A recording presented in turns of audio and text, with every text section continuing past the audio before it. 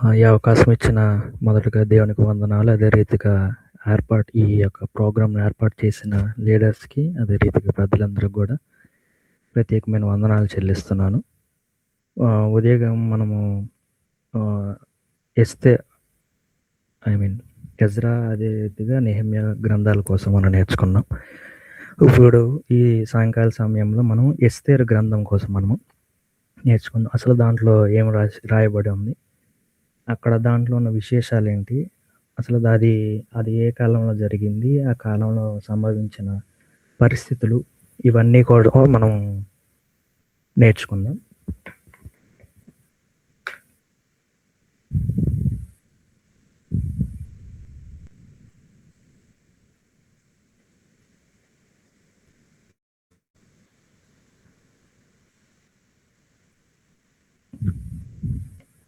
Yeah! ఎస్తేరు గ్రంథము ఎప్పుడు రాయబడి ఉన్నదంటే 4వ శతాబ్దంలో రాయబడి ఉంది. అంటే క్రీస్తు పూర్వం 4వ శతాబ్దంలో రాయబడి ఉన్నదని థియాలజియన్స్ చెప్తున్నారు. అరౌండ్ 483 బీసీ టు 473 బీసీ ఆ మధ్య కాలంలో రాయబడి ఉన్నదని చెప్తున్నారు. ఎస్తేరు అన్న మాటకి అర్థము నక్షత్రం అని అర్థం. అదే రీతిగా హిబ్రూ పదము హడాషా. హడాషా అన్న ప్రొనౌన్సియేషన్ అనేది వస్తది. దానికి అర్థము మార్టిల్ ట్రీ. ఈ చెట్టు ఎలా ఉంటదంటే మొత్తము పింక్ కలర్ ఆకులు ఉన్న చెట్టు కనబడుతుంది కదా! ఒక్కోసారి మనం చూస్తూ ఉంటాం. పింక్ కలర్ ఆకున్న చెట్టు ఆకులు నక్షత్రాల వలె స్టార్ టైప్‌లో అంటే 4 లీఫ్ స్టార్ లాగా మనకు కనిపిస్తుంది. ఆ చెట్టు మొదట ఎక్కడుండేదంటే బబులోను దేశంలో ఉండేది. ఆ తర్వాత ఇశ్రాయేల్ ప్రజలు ఇటువైపు జెరూసలేంకొచ్చినప్పుడు ఆ చెట్టును కూడా తీసుకురావడం, వాళ్ళు పెంచుకోవడం మైగ్రేషన్ అయినప్పుడు కొన్ని బ్రీడ్స్ అనేవి చేంజ్ అవుతూ ఉంటాయి కదా! ఆ టైప్‌లోని వాళ్ళు చేయడం అనేది జరిగింది. ఈ ఎస్తేరు గ్రంథానికి ప్రథమైన స్టార్‌గా ఎవరున్నారంటే ఎస్తేరు నిలుస్తుంది. బైబిల్ గ్రంథంలోని అనేకమైన స్త్రీలు కోసం వివరించబడి ఉంది. చాలామంది స్త్రీల కోసం వివరించబడి ఉంది. ఉదాహరణకి రూతు, ఎస్తేరు, దెబోరా, అదే రీతిగా ప్రిస్కిల్లా, ఈవ్, అవ్వ ఇలాగ చాలామంది పేర్లు రాయబడి ఉన్నాయి. వీళ్ళందరూ కూడా దేవుని చిత్తంలో ఉన్న స్త్రీలు. ఒక్కొక్కరికి ఒక్కొక్క ప్రత్యేకత ఉంది. ఒక్కొక్కరికి ఒక్కొక్క సందర్భంలో వారి యొక్క పని, దేవుని పని జరగడానికి వారు చేసిన పని కూడా చాలా ప్రాముఖ్యంగా మనకక్కడ కనబడుతుంది. ఈ స్త్రీలని అదే రీతిగా పురుషులని దేవుడు ఒకే రీతిగా చూస్తున్నాడు దేవుడి యొక్క పనిలో. వారు స్త్రీలని, పురుషులని తనకు భేదమేం లేదు. వీరు మాత్రమే చేయగలరు, వారు చేయలేరు అన్న ఆలోచన దేవునికి లేదు. ప్రతి మనుషుడు గూడా అది స్త్రీ అయినా కావచ్చు, పురుషుడైనా కావచ్చు, ఎవరైనా దేవుని పని చేయడానికి అర్హులే. అది ఎటువంటి అసాధ్యమైన పని అయినా, సుసాధ్యమైన పని అయినా చేయడానికి అర్హులు దేవుని కృప ద్వారా మాత్రమే అర్హులవుతారు. వాళ్ళు చాలా ఆహ్, వారు చాలా ఐ మీన్ ఉపయోగపడే రీతిగా వాళ్ళు ఉంటారనమాట.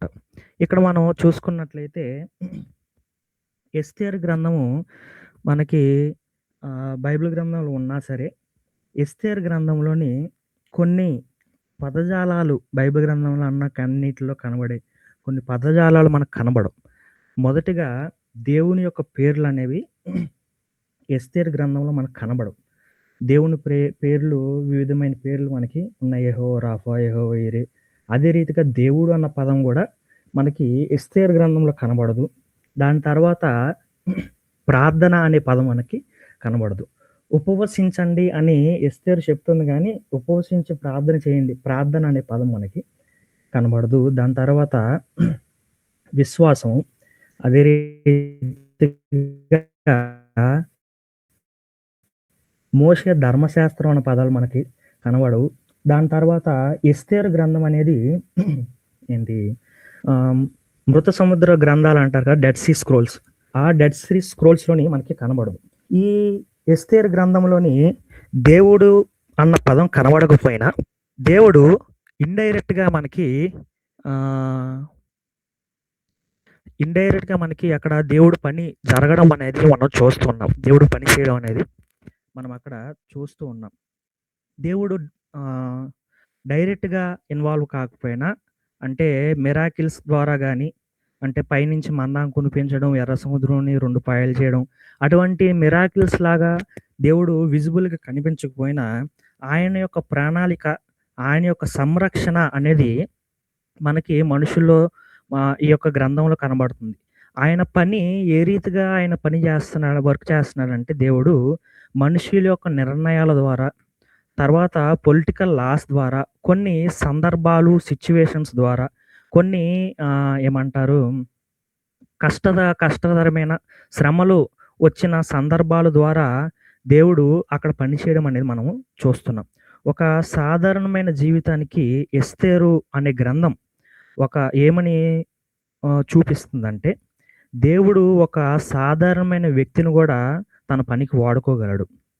తన పనిని చేయాలనుకుంటే ఎటువంటి వ్యక్తినైనా దేవుడు వాడుకోగలడు. నువ్వు ఒకవేళ ఉద్యోగస్తుడివైనా, లేదా రోజు కూలి పని చేసినా, లేదా చదువుకుంటున్నా, అసలా నువ్వు దేనికి పనికిరావన్న ఆలోచన ప్రజలందరూ నీ మీద ఉన్నా సరే, దేవుడు నిన్ను ఖచ్చితంగా వాడుకోగలడు. ఒక ఉన్నత స్థానంలో నిలబెట్టగలడు. ఎందుకంటే, దేవుడు అనుకున్న సమయములో, అనుకూల సమయములో ఏం జరుగుతుందంటే, దేవుడు నిన్ను నిలబెట్టి, ఎవరైతే ఉపయోగపడరు అని అనుకుంటున్నారో, ఎవరైతే దీనికి సరితూగరు అని అనుకుంటున్నారో, ఎవరు దీనికి అర్హులు కాదు అని అనుకుంటున్నారో, వాళ్ళ ద్వారానే దేవుడు మనుషులు ఎవరైతే అనుకుంటున్నారో ఆ మనిషి ద్వారానే దేవుడు ఏం చేస్తారంటే, ఈ యొక్క దేవుడు కార్యాలన్నీ మనం చేయడం అనేది మనం చూస్తూ ఉంటాం. మీ అందరికీ తెలిసిన విషయాలే. ఈ యొక్క ఎస్తేర్ గ్రంథము హీబ్రూ బైబిల్‌లోని ఒక భాగం అనేది ఉంటుంది. ఆ భాగము కెతూవిం అనే ఒక భాగం అనేది ఉంటుంది. ఆ భాగంలోని ఈ ఎస్తేర్ గ్రంథం అనేది రాయబడుతుంది. ఆ ఎస్తేర్ గ్రంథము కెతూవి భాగంలోని 5 స్క్రోల్స్ అనబడే ఆహ్, మిల్‌గా మిగిలోత్ అనే 5 స్క్రోల్స్ అనేసి ఒక పోర్షన్ ఉంటది. ఆ పోర్షన్‌లోని ఆ భాగంలోని 5 స్క్రోల్స్ ఏవేవి ఉంటాయంటే పరమగీతాలు ఉంటాయి. రూతు ఉంటుంది. అదే రీతిగా విలాప వాక్యాలు, ఎక్లీసియాస్టిక్ ప్రసంగి గ్రంథం అనేది ఉంటుంది. అదే రీతిగా ఐదవదిగా ఎస్తేర్ గ్రంథం అనేది మనకి కనబడుతుంది. యూదులు ఈ యొక్క ఈ ఏమంటారు? ఈ స్క్రోల్స్‌ని ఏ సందర్భాల్లో తీస్తారంటే, ఈ దేవుని యొక్క వాక్యాల్ని, ఈ వాక్య భాగాల్ని, ఈ గ్రంథాలను ఎప్పుడెప్పుడు తీస్తారంటే, ప్రసంగి ప్రసంగి గ్రంథము ఎప్పుడు తీస్తారంటే, గుడారాల పండగప్పుడు తీసి చదువుతారు. విలాప వాక్యాలు ఎప్పుడు తీస్తారంటే, ఒకరోజు యెరూషలేము పట్టణము, అదే రీతిగా దేవాలయం కూలబడిన రోజున ఏదైతే ఉందో, ఆ రోజున వారు సంవత్సరానికి ఒకసారి తీసి, అప్పుడు జరిగిన యూదులకి సాడెస్ట్ డే అనబడే ఆ రోజున తిషాబావ్ అన్న రోజున వాళ్ళు తీసి చదువుతారు. రూతు ఎప్పుడు చదువుతారంటే పెంతుకోస్తుల దినమందు చదువుతారు. అదే రీతిగా ప పరమగీతాలు ఎప్పుడు చదువుతారంటే పస్కా పండగప్పుడు చదువుతారు. ఇప్పుడు ఎస్తేరు ఎక్కడ చదువుతారంటే పురిం అనే ఒక పండగన మనము చదవడం మనమే చూస్తాం. పురీం అనే పండగ మనకి ఈ యొక్క మోషే ధర్మశాస్త్రం కాలంలో అక్కడ జరుపుకునే ఒక పండగ. ఈ పురీం అనే పండగ ఎక్కడ మొదలవుతుందంటే ఎస్తేరు దినముల నుండే మొదలవుతుంది. అది ఎలా మొదలవుతుంది? ఎందుకు మొదలవుతుంది? దేనికోసం చేస్తారన్న విషయం మనం ఇప్పుడు జరగబోతున్న ఈ ప్రోగ్రామ్‌లో మనం చూద్దాము. ఆ తర్వాత హిస్టారికల్ బ్యాక్‌గ్రౌండ్‌గా మనం ఎస్తేరు గ్రంథం చూసుకున్నట్లయితే, యూదులు బబులోనుకి చెరకొనిపోయబడిన తర్వాత మెదో పర్షియన్లు బబులోనుని ఆక్రమించుకున్నప్పుడు మెదో పర్షియన్ రాజు ఏం చేస్తాడంటే, యూదులు మీరెళ్ళి మీ యొక్క యెరూషలేము పట్టణంలో మరలా మీరు వెళ్ళండి. మీ ఇంటికి మరలా మీరు వెళ్ళండి అన్నప్పుడు 50,000 మంది దాదాపుగా 50,000 మంది మళ్ళా తిరిగి వెళ్తారు. వెళ్ళిన సందర్భంలో దాదాపుగా 10 లక్షల మంది యూదులు ఉన్నా సరే పర్షియా దేశంలో వాళ్ళల్లో 50,000 మంది మాత్రమే వెళ్తారు. వాళ్ళల్లో ఒకళ్ళు వాళ్ళల్లో కొంతమందిని మనం చూస్తాం. కొంతమంది లీడర్స్‌ని మనము మొన్న చూసాము. అదే ఉదయము జరిగిన ప్రోగ్రామ్‌లో చూసాం. ఈ భాగమంతా ఇది ఇది యొక్క గ్రంథం యొక్క బ్యాక్‌గ్రౌండ్ అన్నమాట. కానీ ఈ గ్రంథం యొక్క ఆహ్, ఏమంటారు స్కీమ్ చూసుకున్నట్టయితే, అవుట్‌లైన్ చూసుకున్నట్లయితే మొదటి 2 భాగాలు ఐ మీన్ 2 అధ్యాయాలు మనకి దేవుని యొక్క ఏర్పాటు కింద మనం చూస్తాం. సూపర్ న్యాచురల్ ప్రొవిడెన్స్ అనేసి మనం చూస్తాం. మూ మూడో అధ్యాయం, 4వ అధ్యాయం, 5వ అధ్యాయం ఏ రీతిగా చూస్తామంటే సాటానిక్ ప్లాటింగ్ అంటే సైతాను కుట్ర అంటే తను చేస్తున్న ప్రయత్నాలను మనము చూస్తాం. యూదులను చంపాలని చూసిన ప్రయత్నాలు భాగాలు మనం అక్కడ చూస్తాం. మూడవ భాగము ఏంటిదంటే 6వ అధ్యాయం నుండి 10వ అధ్యాయం వరకు దైవిక రక్షణ మరియు దైవిక రక్షణ అని మనము పిలుచుకోవచ్చు. మొదటి అధ్యాయము ఏ రీతిగా మొదలవుతుంది అంటే ఒక పార్టీతో మొదలవుతుందన్నమాట. ఏంటిదంటే ఒక పార్టీ తోటి మొదలవుతుంది.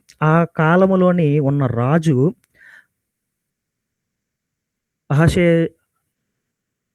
అహషేరస్ అనే ఒక రాజు, అహషేరసస్ అనే రాజు పరిపాలన చేస్తారు. ఆ రాజు ఎక్కడి నుండి ఎక్కడి వరకు పరిపాలన అతనికి ఉన్నదంటే 127 దేశాల వరకు అతనికి పరిపాలన అనేది ఉంది. అంటే ఆ భారతదేశం నుండి ఇథియోపియా దేశం వరకు అక్కడ ఉంది. ఇతను ఎక్కడి నుండి పరిపాలన చేస్తున్నాడంటే ఈ యొక్క ఎస్తేరు ఉన్న సమయంలోని సుసార్ అనే ఒక ప్రదేశం నుండి ఉదయ భాగం మనం చూసుకున్నాం కదా. పర్షియన్లు వింటర్ సీజన్‌లో నవంబర్, డిసెంబర్, జనవరి, ఫిబ్రవరిలో ఉండే ప్రదేశము సుసాన్. ఆ సుసాన్ ప్రదేశంలో నుండి వాళ్ళు ఈ యొక్క రాజు పరిపాలన అనేది చేస్తాడు. ఈ రాజు మొదటి అధ్యాయంలో మనకు చూసుకున్నట్లయితే ఇక్కడ ఏం చేస్తాడంటే దాదాపుగా 180 రోజులు యొక్క పండుగ అనేది అంటే ఫెస్టివల్ అనేది తను ఇస్తాడనమాట. జరుపుతాడు. 180 రోజులంటే దాదాపుగా ఎన్ని 6 మంత్స్ అనుకుంటా. దాదాపుగా 6 నెలల పండగ అనేది అతను జరుపుతాడు. ఈ పండగని దేనికోసం జరుపుతాడు? ఇక్కడ ఎందుకని ఆ రాజ్యంలో ఉన్న రాజులందరిని పిలుస్తాడు అని చూసినట్లయితే ఆ సందర్భంలో ఆ టైంలోని ఎవరంటే గ్రీకు సామ్రాజ్యం అనేది పైకి రావడం అనేది జరుగుతుంది. గ్రీక్ సామ్రాజ్యం పైకి రావడంతోటి ఈ గ్రీకు సామ్రాజ్యం మీద యుద్ధం ఎలా చేయాలి అన్న ప్లాన్ ఏర్పాటు చేయడం కోసం ఈ విధంగా ఇతను ఏం చేస్తాడంటే 180 రోజులు ఫెస్టివల్ అనేది తయారు చేసి ఆనాడు ఆ కాలంలో ఉన్న గ్రీక్ సామ్రాజ్యం ఎదుగుతున్నప్పుడు కొన్ని దేశాలని ఆక్రమిస్తున్నప్పుడు ఆ గ్రీక్ సామ్రాజ్యం ఎక్కడ ఈ యొక్క పర్షియా దేశాన్ని కూడా ఆక్రమిస్తుంది, వీళ్ళ రాజ్యాన్ని కూడా ఆక్రమిస్తుందన్న ఆలోచనతోటి ముందుగానే ఈ వార్ ప్లాన్ వేద్దాం అనేసి ఈ రాజు అనేకమైన వివిధమైన దేశంలో ఉన్న రాజులందరిని ఆహ్వానించి ఈ ఫెస్టివల్ అనేది ఏర్పాటు చేస్తాడు. అదే రీతిగా ఈ ఫెస్టివల్ అనేది జరిగిన తర్వాత వస్తీ రాణి ఏం చేస్తుందంటే ఆ తర్వాత 7 రోజులు పండుగ 7 రోజుల ఫెస్టివల్ని హోస్ట్ చేస్తుంది. అది ఆవిడ నడిపిస్తుంది. ఎవరి కోసం అంటే కేవలం స్త్రీల కోసం మాత్రమే ఇది నడిపిస్తూ ఉంటారు అనమాట ఈవిడ. ఇది మనం 9వ వచనంలో మనం చూస్తాం. ఎందుకని అలాగా వివిడిగా అక్కడ జరుపుకుంటారంటే ఆ కాలంలో పర్షియా రాజ్యంలోని పురుషులు స్త్రీలు ఒకే విందులోని పాల్గొనడానికి వీల్లేదు. స్త్రీలని సపరేట్గా వేరే విందు అనేది జరుగుతుంది, పురుషులకు సపరేట్గా వేరే విందు అనేది జరుగుతుంది. ఇది ఈస్టర్న్ కల్చర్ అనమాట. ఈస్టర్న్ కల్చర్లోని ఇప్పటికీ ఎలాగే ఉంది. ఎక్కడంటే థాయిలాండ్లో ఇప్పుడు మనం ఏదైనా ఫెస్టివల్కి వెళ్ళినా లేదా మీటింగ్స్కి పాస్టర్స్ ఫెలోషిప్స్కి వెళ్ళినా వాళ్ళు ఏం చేస్తారంటే పాస్టర్స్కి అదే రీతిగా పురుషులందరికీ ఒక సైడ్ భోజనం పెడతారు. అదే రీతిగా వీళ్ళ భోజనం అయిపోయిన తర్వాత స్త్రీలందరూ వచ్చి అక్కడ భోజనంలో పాల్గొనడం అనేది అక్కడ థాయిలాండ్లో ఇంకా జరుగుతూ ఉంటుంది ఇక్కడ. కానీ మన దగ్గర ఏంటంటే మొత్తం అందరూ కలిసి ఒకే రీతిగా ఒకే మనసుతోటి ప్రేమ విందులోని పాల్గొంటాం. ఈ వస్తీ మహారాణి ఎవరంటే నెబుకద్నెజర్ యొక్క గ్రాండ్ డాటర్, ఏమంటారు, మనవరాలు.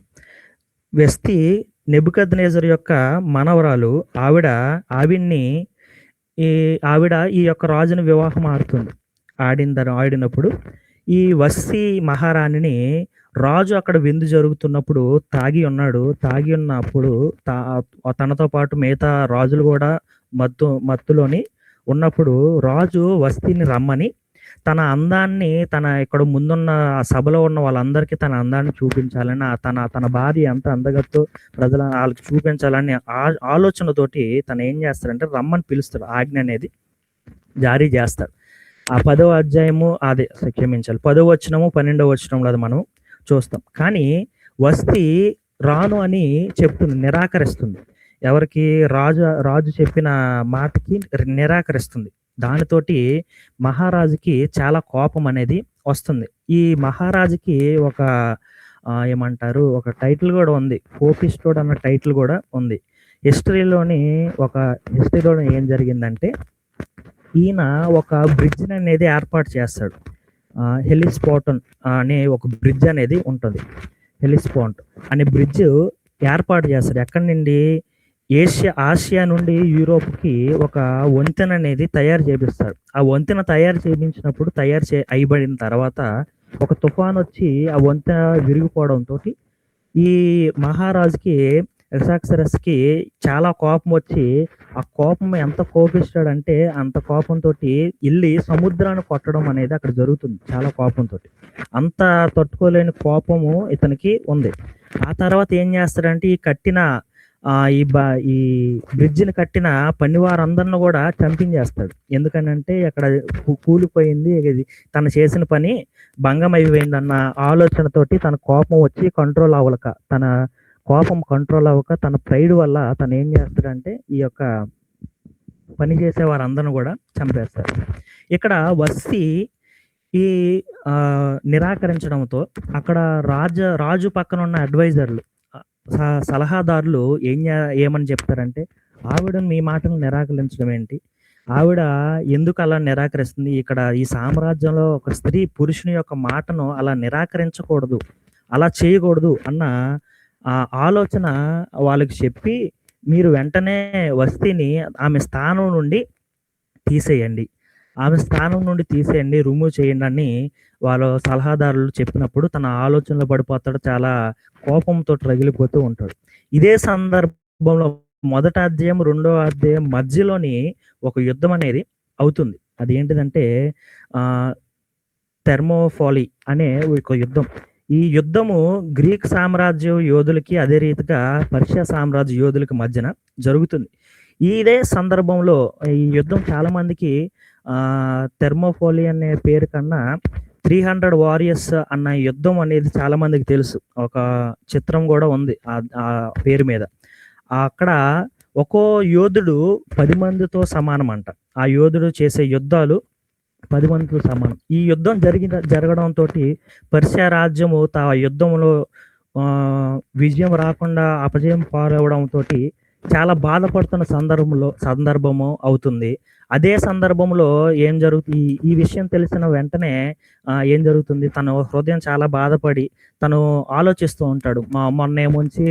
మొన్న ఇలాగ నా భార్య ఇలా నిరాకరించింది, ఇప్పుడు ఈ యుద్ధం కూడా కోల్పోయినా తనకి కోపం రగిలిపోతూ ఉంటుంది అనమాట. ఎందుకు ఇలా జరుగుతుంది, నాకు ఓదార్చే నా పక్కన ఉండే, నాకు ధైర్యం చెప్పే, నాకు ఒక సహకారి నాకు కావాలన్న ఆలోచనలో తను పడిపోయినప్పుడు ఈ అడ్వైజర్లు, ఆ సలహాదారులు ఏం చెప్తారంటే, రాజ్యంలో ఉన్న కన్యకల్ని, అందమైన స్త్రీల్ని పిలుద్దాము, వారిలో ఒకరిని మీరు ఏర్పాటు చేసుకోండి, మీకు విధేయులు చూపించేవారు ఉంటారు, మీకు తోడుగా మీకు ఉంటారన్న ఆలోచనను వాళ్ళు చేస్తారు. చేసినప్పుడు ఈ విషయము ప్రజల్లోకి వెళ్ళిన తర్వాత ఈ యొక్క మనకందరికీ సుపరిచితమైన ఒక వ్యక్తి మొర్దెకై అనే వ్యక్తి మనకి తెలుసు. ఈ 2వ అధ్యాయంలో మొర్దెకై ఏం చేస్తూ ఉంటాడంటే, ఎస్తేర్ని ఆ పోటీలో పాల్గొనిపిద్దామనేసి అనుకుంటాడు. మొర్దెకై ఎస్తేర్కి ఎలా సంబంధం అని అంటే, ఎస్తేర్ యొక్క తల్లిదండ్రులు చనిపోయిన తర్వాత తనకి సోదరుడు లాంటి వాడైన మొర్దెకై ఏం చేస్తాడు, తనని కూతురులాగా పెంచుతాడు అనమాట. బాధ్యత తీసుకొని తల్లిదండ్రులు చనిపోయిన తర్వాత తన యొక్క బాధ్యత తీసుకొని మొర్దెకాయ్ పెంచుతారు. ఈ మొర్దెకాయ్ యూదుడు, ఈ ఎస్తేర్ గూడా యూదురాలు. కానీ ఈ యొక్క రాజు ఎవరైతే ఉన్నారో, పెర్షియా రాజు ఎవరైతే ఉన్నారో ఆయన అన్యుడనమాట. అన్యుడైనా సరే ఈ మొర్దెకాయ్ ఏం చేస్తాడు, మహారాణి చేద్దామని, మహారాణి స్థానంలో పెడదామని తనేం చేస్తాడు, దేవుని యొక్క మాటని ఉల్లంఘించినా సరే, వాళ్ళ యొక్క ధర్మశాస్త్రానికి విరుద్ధంగా అయినా సరే, ఇతను ఏం చేస్తాడు, ఆ పోటీలోకి ప్రవేశింపజేస్తాడు. ఈ పోటీ ఎంత రిస్క్ అయినదంటే ఒక స్త్రీకి, ఒకవేళ ఆమె ఆ పోటీలో గెలిచినట్లయితే మహారాణి అవుతుంది. ఒకవేళ గెలవనట్లయితే రాజ మందిరంలోని ఒక స్త్రీగా మిగిలిపోతుంది. ఎలాగంటే మన ఇండియాలో, భారతదేశంలో దేవదాసి అనే సిస్టమ్ ఉండేది. టెంపుల్‌కి దాసులుగా ఈ యొక్క లైంగికంగా వేధించే ఒక సిస్టమ్ అనేది ఉండేది. ఆ రీతిగా మిగిలిన స్త్రీలు ఏమవుతారంటే అక్కడ బానిసలుగా మిగిలిపోవాల్సిన పరిస్థితి అయిపోతుంది. అటువంటి రిస్క్ ఉన్నా సరే మొర్దెకాయ్ ఏం చేస్తాడు, దేవుని యొక్క లేఖనాలకి విరుద్ధంగా మోసే ధర్మశాస్త్రాన్ని దేవుడు చెప్పిన మాట ప్రకారం వినకుండా అన్యజనులు వివాహం ఆడొద్దు అన్న మాటని నిర్లక్ష్యం పెట్టి ఇతను ఏం చేస్తాడు, ఆ పోటీలోని పాల్గొని పెడతాడు. ఎందుకు పాల్గొని పెడతాడని మనం చూసుకున్నట్లయితే, పర్షియా రాజ్యంలోని యూదులు ఎందుకు ఇలా చేయడం జరుగుతుందంటే, వాళ్ళ యొక్క ఆత్మీయ జీవితం అనేది కాంప్రమైజ్ అయిపోయిన జీవితంగా కనబడుతుంది. పరిస్థితుల వల్ల కాంప్రమైజ్ అయిపోయిన జీవితాలు. ఈనాడు మన చర్చెస్‌లో కూడా చూసుకున్నట్లయితే, బంధువుల వల్ల కావచ్చు, స్నేహితులైనా కావచ్చు, వాళ్ళు ఏదైనా వాళ్ళ యొక్క పూజలకు పిలిచినప్పుడు కానీ, ఏదైనా ఫంక్షన్స్ పిలిచినప్పుడు కానీ, కొంతమంది ఆ పూజల దగ్గర కూడా కాంప్రమైజ్ అయిపోయి బంధుత్వం ఎక్కడ కోల్పోతామో, లేదా మనకు శత్రువులుగా ఎక్కడ అయిపోతారో అన్న ఆలోచన కలిగి వారు కాంప్రమైజ్ అయిపోయి ఏం చేస్తున్నారు, కలిసిపోతున్నారు. ఆ కాలంలో కూడా పర్షియా రాజ్యంలో ఉన్న యూదులు కూడా ఇలాగే కాంప్రమైజ్ అయిపోతూ ఈ లేఖనాలన్నిటిని కూడా నెగ్లెక్ట్ చేసి, తృణీకరించి, సరిగ్గా పాటించకుండా వీళ్ళు ఏం చేస్తున్నారంటే వాళ్ళు జీవిస్తూ ఉన్నారు. దేవుడు అంటే భయం లేకుండా, దేవుని యొక్క ఆజ్ఞలంటే భయం లేకుండా జీవిస్తూ ఉన్నారు. ఆ సందర్భంలో మొర్దెకాయ్ ఈ రీతిగా స్టెప్ తీసుకుంటాడు అనమాట. తీసుకున్నప్పుడు ఏమవుతుంది, ఈ మొర్దెకాయ్ ఆమెని అక్కడ పెట్టినప్పుడు, ఆ పోటీలో పెట్టినప్పుడు రాజు చాలా ఇంప్రెస్ అవుతాడు ఆమె అందాన్ని చూసి. ఎవరి అందాన్ని చూసి? ఎస్తేర్ అందాన్ని చూసి చాలా ఇంప్రెస్ అయ్యి, అందరికన్నా ఆమె అందంగా ఉన్నది, ఆమెని వివాహం ఆడాలని కోరుకున్నప్పుడు మనకి 2వ అధ్యాయంలో మనం చూసుకున్నట్లయితే, 2వ అధ్యాయం 12వ వచనంలోని ఆ యువరానికి ఆ మహారాణికి, కాబోయే మహారాణు ఎస్తేర్‌కి ప్రిపరేషన్ అనేది జరుగుతుంది. ఏంటిది? Beauty treatment. ఎన్ని నెలలంట? దాదాపు 12 నెలలు. 12 నెలలు బ్యూటీ ట్రీట్మెంట్ అంటే సాధారణ విషయం కాదు. 6 నెలలు ఒక భాగము, 6 నెలలు ఒక భాగముగా అక్కడ మనకి కనబడుతుంది. 2వ అధ్యాయము 12వ వచనంలో మనకి కనబడుతుంది. 6 నెలలు బ్యూటీ ట్రీట్మెంట్ అంటే ఒక మహారాణి చేయడానికి ఆ కాలంలో పర్షియా దేశము ఎంతగా చేస్తున్నారో, ఎంతగా కేర్ తీసుకున్నారో, ఒక మహారాణి ఎలా కనబడాలి, ఒక సాధారణమైన స్త్రీ మహారాణి అయితే ఆమె యొక్క ఎపీరియన్స్ ఎలా మారాలి, ఆమె యొక్క మాట తీరు ఎలా మారాలి, ఆమె యొక్క నడవడిక ఎలా మారాలి, అదే రీతిగా శాస్త్రాల్లోని నైపుణ్యం ఎలా తెచ్చుకోవాలి, శాస్త్రంలోని ఒక అవగాహన ఎలా తెచ్చుకోవాలి అన్న విషయాలన్నీ కూడా ఈ యొక్క సంవత్సరంలో 12 నెలల్లో ఆవిడకి నేర్పిస్తూ ఆమె అందాన్ని పెంచే రీతిగా చాలా బ్యూటీ ట్రీట్మెంట్స్ అనేది అక్కడ జరుగుతుంది. ఆ తర్వాత ఏం జరుగుతుందంటే, ఆ 12 సంవత్సరాల తర్వాత మనకి ఇక్కడ ఎస్తేర్ అనే స్త్రీ మహారాణిగా అవ్వడం మనం అక్కడ చూస్తాం. మహారాణిగా అయినప్పుడు మహారాజు ఆమెకి ఫేవరెటిజం చూపిస్తారు. అంటే బాగా ఆమె నచ్చి అక్కడ ఉన్న తన భార్యల కన్నా, దాసుల కన్నా, ప్రతి ఒక్కరికన్నా ఈమె అందాన్ని చూసి మైమర్చి ఇతను ఏం చేస్తాడంటే, ఈ మహారాణి కిరీటాన్ని ఆమెకు పెట్టి వస్తీ మహారాణిని ఆమె స్థానం నుండి తొలగిస్తాడు. ఈ తొలగించిన సమయంలో కొన్ని రోజులు పోయిన తర్వాత ఈ మొర్దెకాయ్ ఎక్కడ ఉన్నాడంటే, గేట్ దగ్గర ఉంటున్నాడు అన్న విషయం మనకక్కడ కనబడుతుంది. ఈ యొక్క గ్రంథాల్లో 2వ అధ్యాయంలో మనకి కనబడుతుంది. ఈ మొర్దెకై దగ్గర ఉన్నప్పుడు ఆహ్, మొర్దెకై గేట్ దగ్గర ఉన్నప్పుడు ఈ మొర్దెకై స్థానము ఏంటి ఆ రాజభవనంలో అనుకుని చూసుకున్నట్లయితే గేట్ దగ్గర ఉన్నాడు కాబట్టి ఆహ్, దాదా నాక్ ఆహ్, నిపుణులు చెప్తున్న ప్రకారము అతని యొక్క జడ్జ్ అయి ఉంటాడనేసి చెప్తున్నారు. ఆ స్థానంలో ఉన్నప్పుడు అతనక్కడ కూర్చొని ఉన్నప్పుడు ఇద్దరు వ్యక్తులు మహారాజుని చంపాలని ప్లాన్ వేయడం, అలా మాట్లాడుకున్న దానిలోని రాజుని ఏ రీతిగా చంపాలి అని ఉద్దేశిస్తున్నారో అన్న విషయము మొర్దెకై తెలిసి ఏం చేస్తాడంటే వెంటనే ఆ విషయాన్ని అక్కడ తెలియజేస్తాడు. తెలియజేసినప్పుడు అక్కడ వాళ్ళిద్దరిని తీసుకువెళ్ళి కట్టేసి వారిని చంపేస్తారు. ఎవరిని చంపాలని చూసిన వ్యక్తుల్ని. కానీ మొర్దెకై చెప్పాడు. చెప్పిన ఈ వీళ్ళ ప్లాన్ వారికి తెలియజేసినా సరే రాజు ఆ మొర్దెకైకి రివార్డ్ అనేది ఇవ్వడు. బహుమానం అనేది ఆ సందర్భంలో ఇవ్వడని అక్కడ మనకి కనబడుతుంది. 2వ అధ్యాయం ఆఖరిలో మనకి కనబడుతుంది. 3వ అధ్యాయం వచ్చేసరికి ఇక్కడ మనకి హమాను అనే ఒక వ్యక్తి మనకి కనబడతాడు. ఎంత రిస్క్ చేసి ఇంతలాగా ప్లాన్ అంతా చూపించి మొర్దెకై మహారాజుని కాపాడినా సరే మొర్దెకై రాజు ఏ స్థానము ఇవ్వలేదు. ఏ ప్రమోషన్ కూడా కనీసం ఇవ్వలేదు. ఏ రివార్డ్ ఆ బహుమానం కూడా ఇవ్వలేదు. కానీ ఇక్కడ హమాను అనబడే ఒక వ్యక్తి అతనికి తన స్థానము పెరిగినట్లుగా ప్రమోషన్ దొరికినట్లుగా మనకు అక్కడ కనబడుతుంది. అక్కడ 3వ అధ్యాయం మొదటి భాగంలో మనకి కనబడుతూ ఉంది. అక్కడ ఏం జరుగుతుందంటే ఈ హమాను అన్న వ్యక్తి ఎందుకు వచ్చాడు? సడన్‌గా ఇతనికి ఎందుకు ప్రమోషన్ అనేది వచ్చింది? అసలు ఎవరు ఈ వ్యక్తి అని పరిశీలన చేసినప్పుడు హమాన్ అనే వ్యక్తి అగగైలో నుంచి వచ్చిన ఒక వ్యక్తి. అతను అమాలేకుడు. అమాలేకుల్లో నుంచి వంశంలో నుంచి అనే ఆ తెగలో నుంచి వచ్చిన వ్యక్తి హమాన్. అమాలేకుల్లో నుంచి వచ్చిన వ్యక్తి. ఈ అమాలేకులు మనము మరలా మొదట్లో మనం ఎక్కడ చూస్తామంటే మొదటి సమూయేలు గ్రంథం 15వ అధ్యాయంలోని దేవుడు సౌలు మహారాజుకి ఇచ్చిన ఆజ్ఞను ఉల్లంఘించి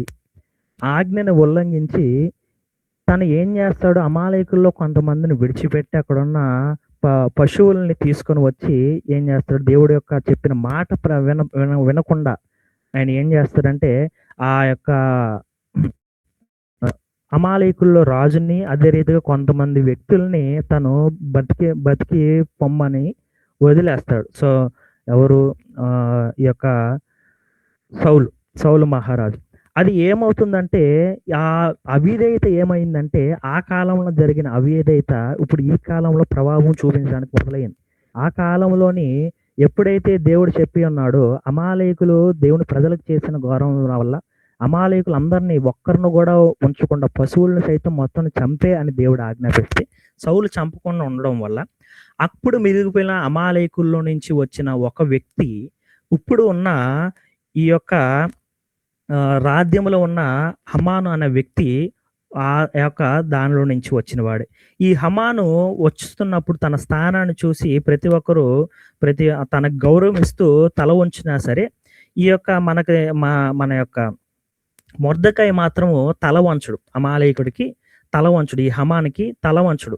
దాన్ని చూసి చాలా కోపంతో రగిలిపోతున్న ఈ వ్యక్తి ఏం చేస్తాడు, ఈ మొర్దెకైనే కాకుండా మొర్దెకై యొక్క జనములందరినీ ఇశ్రాయేలు యూదులందరినీ కూడా చంపాలి అన్న ఆలోచన కలిగి ఆయన ఏం చేస్తారు, కుట్ర అనేది పన్నడం మొదలవుతుంది. ఇక్కడ ఈ సౌలు చేసిన తప్పు వలన వదిలిపెట్టడం వలన అక్కడ పోవాల్సిన అమాలేకులు మరలా బ్రతికి పెరిగి ఈ సందర్భంలో ఎస్తేరు ఉన్న కాలంలో మరలా వచ్చి అదే అమాలేకుడు ద్వారా మరలా ఇశ్రాయేలు ప్రజలకి ముప్పు అనేది ఏర్పడుతుంది.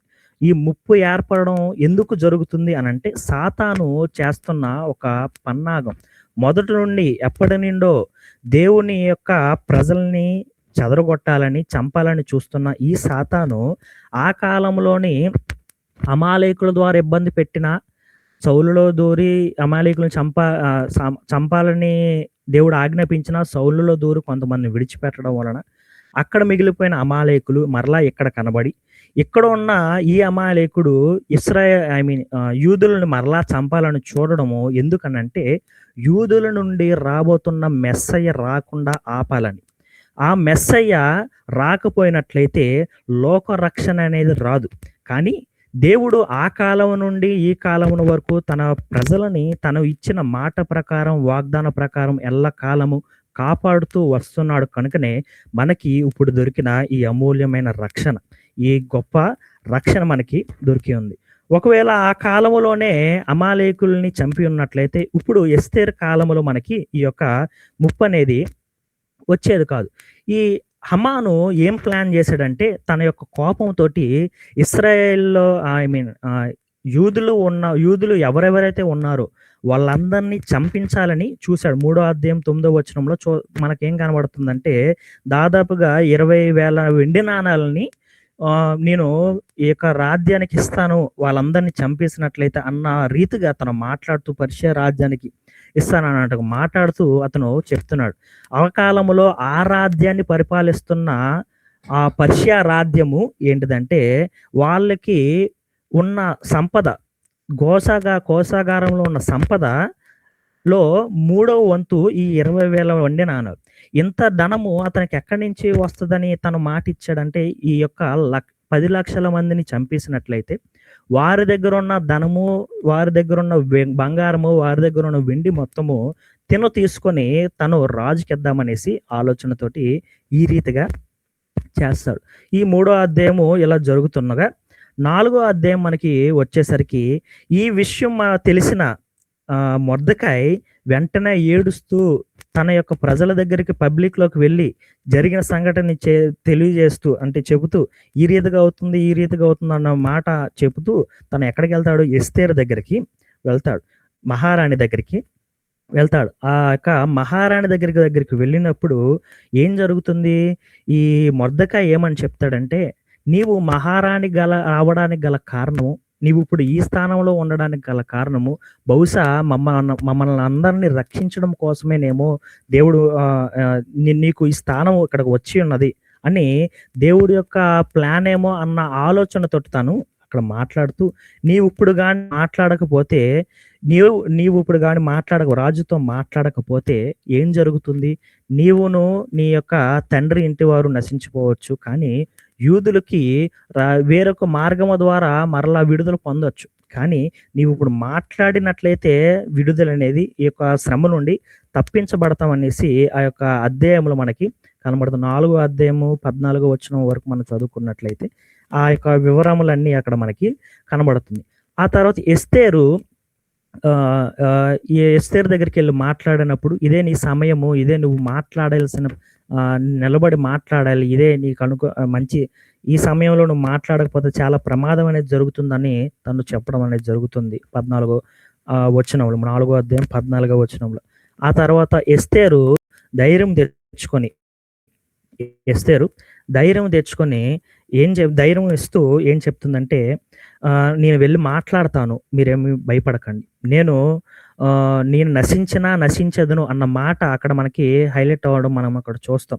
నేను చనిపోతాను, కానీ నా ప్రయత్నం నేను చేస్తానన్న మాట ఇవ్వడం మనకు అనేది అక్కడ కనబడుతుంది. అక్కడ ఎస్తేరు వెళ్ళి అక్కడ మాట్లాడినప్పుడు ఎస్తేరు రాజు ముందు నుంచున్నప్పుడు రాజు ఏం చెప్తాడంటే 5వ అధ్యాయము 2-3 వచనాల్లో మనకి ఏం కనబడుతుందంటే ఎస్తేరు ఈ యొక్క రాజు యొక్క సింహాసనం ఉన్న గదిలోకి వెళ్ళినప్పుడు రాజు తన యొక్క బంగారపు దండాన్ని తన చేతికి అందిస్తాడు. ఎందుకు అందిస్తాడంటే ఆ కాలంలో పర్షియన్లు పరిపాలిస్తున్న కాలంలో మహారాజు ఉన్న ఆ యొక్క సింహాసనం ఉన్న గదిలోకి ఎవరైనా అనుమతి లేని వారు ప్రవేశించినట్లయితే, ఎవరైనా పిలవని వారు ప్రవేశించినట్లయితే వారికి మరణ శిక్ష అనేది ఏర్పడుతుంది. ఒకవేళ రాజు ఓకే అంటే పర్లేదు, కానీ రాజుకి ఇబ్బందికరంగా అక్కడ జరిగిన లేదా చిరాకు పట్టినట్టుగా జరిగిన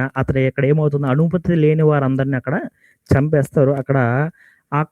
చంపేస్తారు అనమాట. కానీ మహారాణి రావడము మహారాజుకి ఇష్టకరంగానే ఉంది. అందుకే అతను ఏం చేస్తాడు, రాజదండాన్ని తన యొక్క చేతిలో ఉన్న ఆ బంగారపు రాజదండాన్ని తన చేతికి అందిస్తూ నాకు అంగీకారమే. నీవు ఎందుకు వచ్చావు? ఏంటి అన్న విషయాన్ని అక్కడ అడుగుతాడనమాట. అడిగినప్పుడు ఎస్తేరు మహారాణి ఏం చెప్తుంది? నేను మీ అందరికీ ఒక విందనేది ఏర్పాటు చేయాలని నేను ఉద్దేశిస్తున్నాను. ఏంటిదంటే విందనేది ఏర్పాటు చేయాలని నేను ఉద్దేశిస్తున్నాను అని అన్నప్పుడు, ఈ పార్టీకి ఎవరెవరిని ఆహ్వానిస్తున్నాం అనంటే, ఎస్తేర్ అంటుంది కదా! స్త్రీలందరూ ఎలాగో ఉంటారు. అదే రీతిగా మహారాజు అయిన మీరు మీతో పాటు ఈ హమానును గూడా నేను ఆహ్వానిస్తున్నాననేసి అక్కడ ఎస్తేర్ అనేది చెప్తుంది. హమాను ఈ మాటలు విన్న వెంటనే పక్కనే ఉన్న ఈ హమాను ఈ మాటలు విన్న వెంటనే తనేంటంటే సంతోషపడుతూ మాకు రాణి గారి యొక్క పార్టీలో ఒక పార్టీలో నేను భోజనాల్లో, విందులోని నేను పాల్గొంటున్నాను అన్న ఆనందంతోటి తనేం చేస్తాడు, చాలా సంతోషంగా, ఆనందంగా ఉంటాడు. ఇంటికి వెళ్ళిన వెంటనే ఈ హమాను మొర్దెకైని ఎలా చంపాలి అన్న ఆలోచన హమాను భార్య ఇస్తుంది. తనని ఉరితీసి అక్కడ మొర్దెకైని చంపేయండి. అక్కడే మీరు చంపేయండి అన్నప్పుడు హమాను దానికి అంగీకరిస్తాడు. ఇంటికి ఈ సందర్భం అయిన తర్వాత తన ఇంటికి వెళ్ళిన తర్వాత ఇవన్నీ జరుగుతుంది. ఈ జరిగిన తర్వాత 6వ అధ్యాయంలో మనకి ఏం కనబడుతుందంటే, 6వ అధ్యాయంలో మనకి మహారాజుకి నిద్ర పట్టకపోవడం కనబడుతుంది.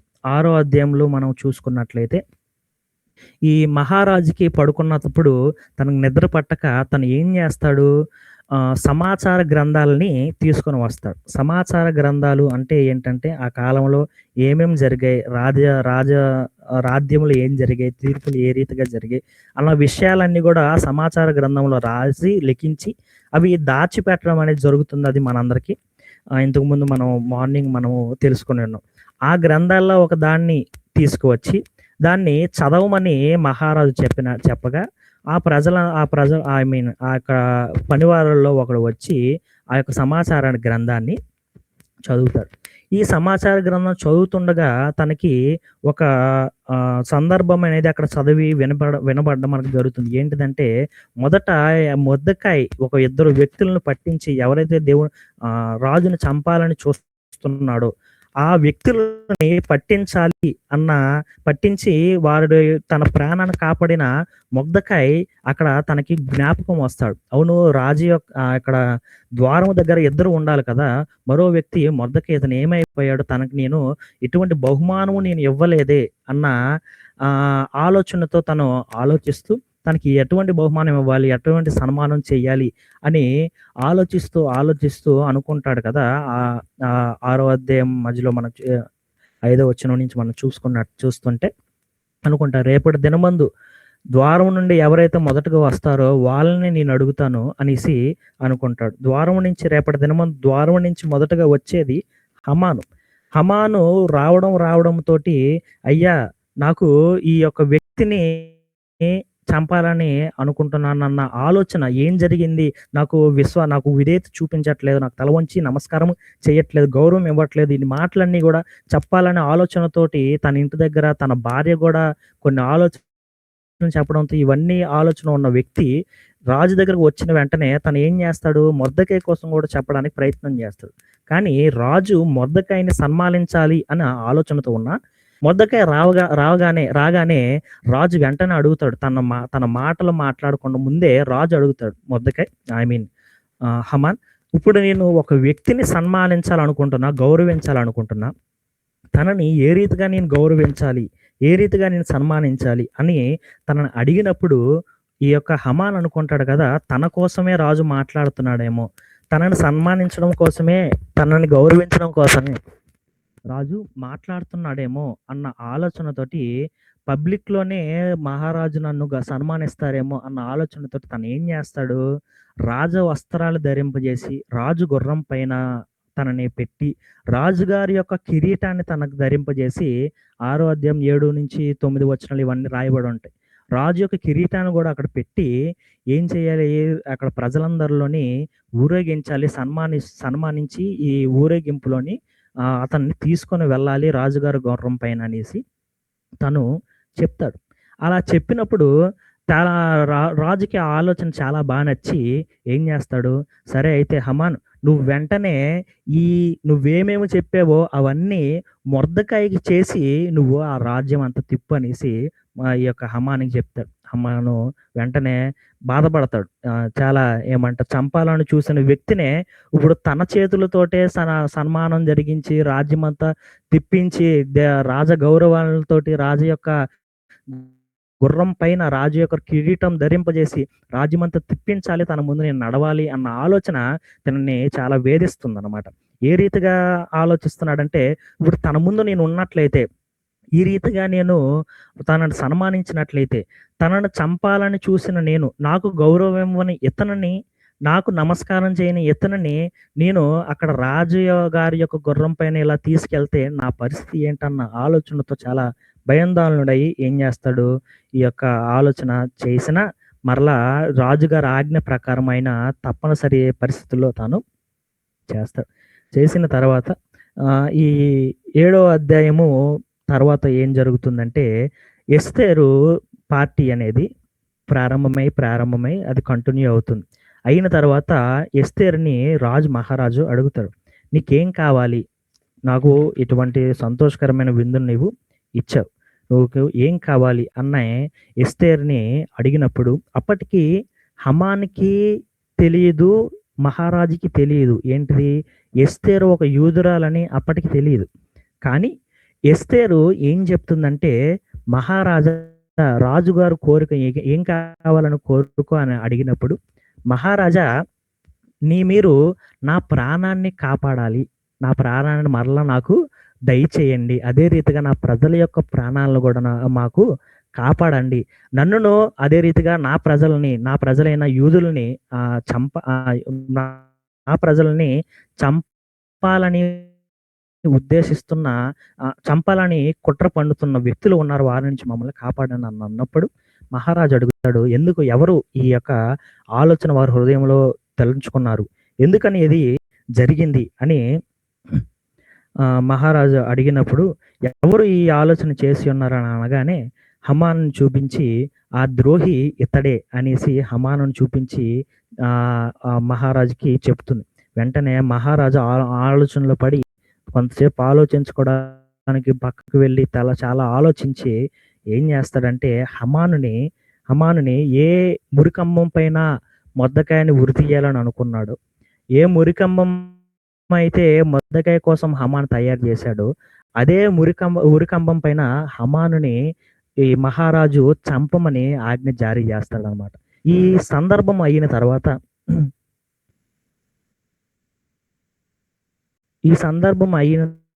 తర్వాత ఏం జరుగుతుంది, 8వ అధ్యాయం నుండి 10వ అధ్యాయం వరకు ఏం జరుగుతుంది, అప్పటికే మహారాజు యొక్క ఆజ్ఞ అనేది వచ్చేస్తుంది. ఏమని, యూదులని చంపాలని ఆజ్ఞ అనేది వచ్చేది. ఒక ఆజ్ఞని జారీ చేసిన తర్వాత అది మరలా వెనక్కి తీసుకోవడానికి లేదు.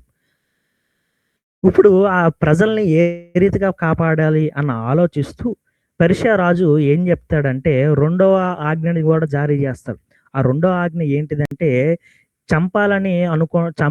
వీరి యూదులను చంపాలి అన్న ఆజ్ఞకి ఇంకో రీతిగా కౌంటర్ లా కింద ఏం చేస్తాడు, యూదులు వారి ప్రాణాలను కాపాడుకోవడానికి డిఫెండ్ చేసుకోవచ్చు, వారిని వారు డిఫెండ్ చేసుకోవచ్చు, వాళ్ళని సంరక్షించుకోవచ్చు అన్న ఆజ్ఞని వారు జారీ చేస్తారు. ఈ ఆజ్ఞ ఎందుకు జారీ చేస్తారంటే, రాజు ఆజ్ఞాపించిన మేరకు యూదులు చంపాలని ఆజ్ఞాపించిన మేరకు యూదులు ఏం చేయకూడదు, తిరుగుబాటు అనేది చేయకూడదు. తిరగకుండా వారు ఏం చేయాలి, ఆజ్ఞకు లోబడి వారు చనిపోవడానికి సిద్ధం అవ్వాలి. కానీ రెండవ ఆజ్ఞ ఏం జారీ చేశాడు, యూదులు మీ యొక్క ప్రాణము కోసం మిమ్మల్ని సంరక్షించుకోవడం కోసం మరలా మీరు డిఫెండ్ చేసుకోవచ్చు అన్న మాట అనేది మనకు అక్కడ కనబడుతుంది. ఈ విషయం తెలిసిన తర్వాత, ఇదంతా జరిగిన తర్వాత మొర్దెకై ఏమని చెప్తాడంటే, తన ప్రజలతో జరిగిన విషయములన్నీ చెబుతూ, ఆ ప్రజలందరి ముందు సంతోషంగా ఆనందంగా జరిగిన విషయాలన్నీ చెబుతూ, ఈ దినాన్ని మనం ప్రతి సంవత్సరం ఒక పండగగా జరుపుకోవాలి అన్న ఆలోచనతోటి అవుతుంది ఈ పురీం అనే పండగ. అదే రీతిగా ప్రతి సంవత్సరం ఈ పురీం అనే పండగ ఒక ప్రత్యేకమైన దినం వారు జరుపుకుంటూ వాళ్ళు ఏం చేస్తారంటే దేవునికి ఆరాధనలు చేస్తూ ఉంటారు. ఈ పురీం పండగ ఏ రీతిగా జరుపుకుంటారంటే, ఒకరికొకరు బహుమతులు ఇచ్చుకుంటూ, ఒకరికొకరు విందును జరుపుకుంటూ, అదే రీతిగా వాళ్ళ ఇంటిని అదే రీతిగా వారి వీధుల్ని, ఈ యూదులున్న ప్రతి స్థలాన్ని డెకరేషన్ చేస్తూ ఎస్తేరు గ్రంథాన్ని చదువుతూ ఏంటంటే, ఎస్తేరు గ్రంథాన్ని చదువుతూ వీళ్ళు ఆ పండగని జరుపుకుంటారనమాట. ఇది ఎస్తేరు గ్రంథంలో ఉన్న వివరణలు. ఈ వివరణల ద్వారా మనకేం తెలియజేయబడుతుందంటే, ఎస్తేరు గ్రంథంలో దేవుడు డైరెక్ట్‌గా ఇన్వాల్వ్ అవ్వకపోయినా, రాబోతున్న దినముల్లో రాబోతున్న జరగబోయే రాబోతున్న దినముల్లో జరగబోయే లోక రక్షణ నిమిత్తము వస్తున్న మహారాజు, యూదుల రాజు, రారాజు, పరలోకమందున్న దేవుని యొక్క కుమారుడు భూమిపైనికి రాకుండా చేయాలని సాతాను పన్న కుట్రలలోని, సాతాను ఆలోచించిన కుట్రలు, మొదటలో నుంచి వస్తున్న ఆలోచనలన్నిటిని దేవుడు లయము చేసి, నాశనము చేసి, తనకిష్టమైన ప్రజలందరికీ తోడుగా ఉండి, తన ప్రజలందరిని కాపాడుతూ, రక్షిస్తూ, మనకి ఈ యొక్క లోక రక్షణను అనుగ్రహించడానికి యూదుల ద్వారా ప్రభువైన యేసుక్రీస్తు రావడం అనేది జరుగుతుంది. యేసుక్రీస్తు ద్వారా మనకి రక్షణ అనేది రావడం అనేది జరిగిందని మనకందరికీ తెలిసిన విషయం. ఈ ఈరోజు మనం ఈ రీతిగా సంతోషంగా, ఆనందంగా దేవుని యొక్క రక్షణ మనం పొందుకొని ఉన్నామంటే, దేవుని యొక్క రక్షణ మనం పొందుకొని ఉన్నామంటే దానికి కారణము దేవుడు తన ప్రజల పట్ల చూపిస్తున్న కృప, అదే రీతిగా రక్షణ. కాబట్టి మనం దేవునికి ఇష్టముగా నడిచినట్లయితే, మనం ఏ స్థానములో ఉన్నా సరే, అన్యులు ఉన్న స్థానములో ఉన్నా సరే, ఎన్ని లోకాలను చూసినా సరే, లేదా మనపైన అజమాయిషీ చేస్తున్న వారైనా సరే, దేవుడి దగ్గర నువ్వు ఉన్నప్పుడు, దేవునికి ఇష్టముగా నీవు ఉన్నప్పుడు దేవుడు నిన్ను సంరక్షిస్తాడు. రాజ్యంలోని ఉన్నత స్థానంలో నిలబెడతాడు. నిన్ను దీవిస్తాడు. నీ ద్వారా అనేకమైన ప్రజలను దేవుడు రక్షిస్తాడు. ఇది మన యొక్క ఎస్తేరు గ్రంథంలో ఉన్న ఒక వివరణ.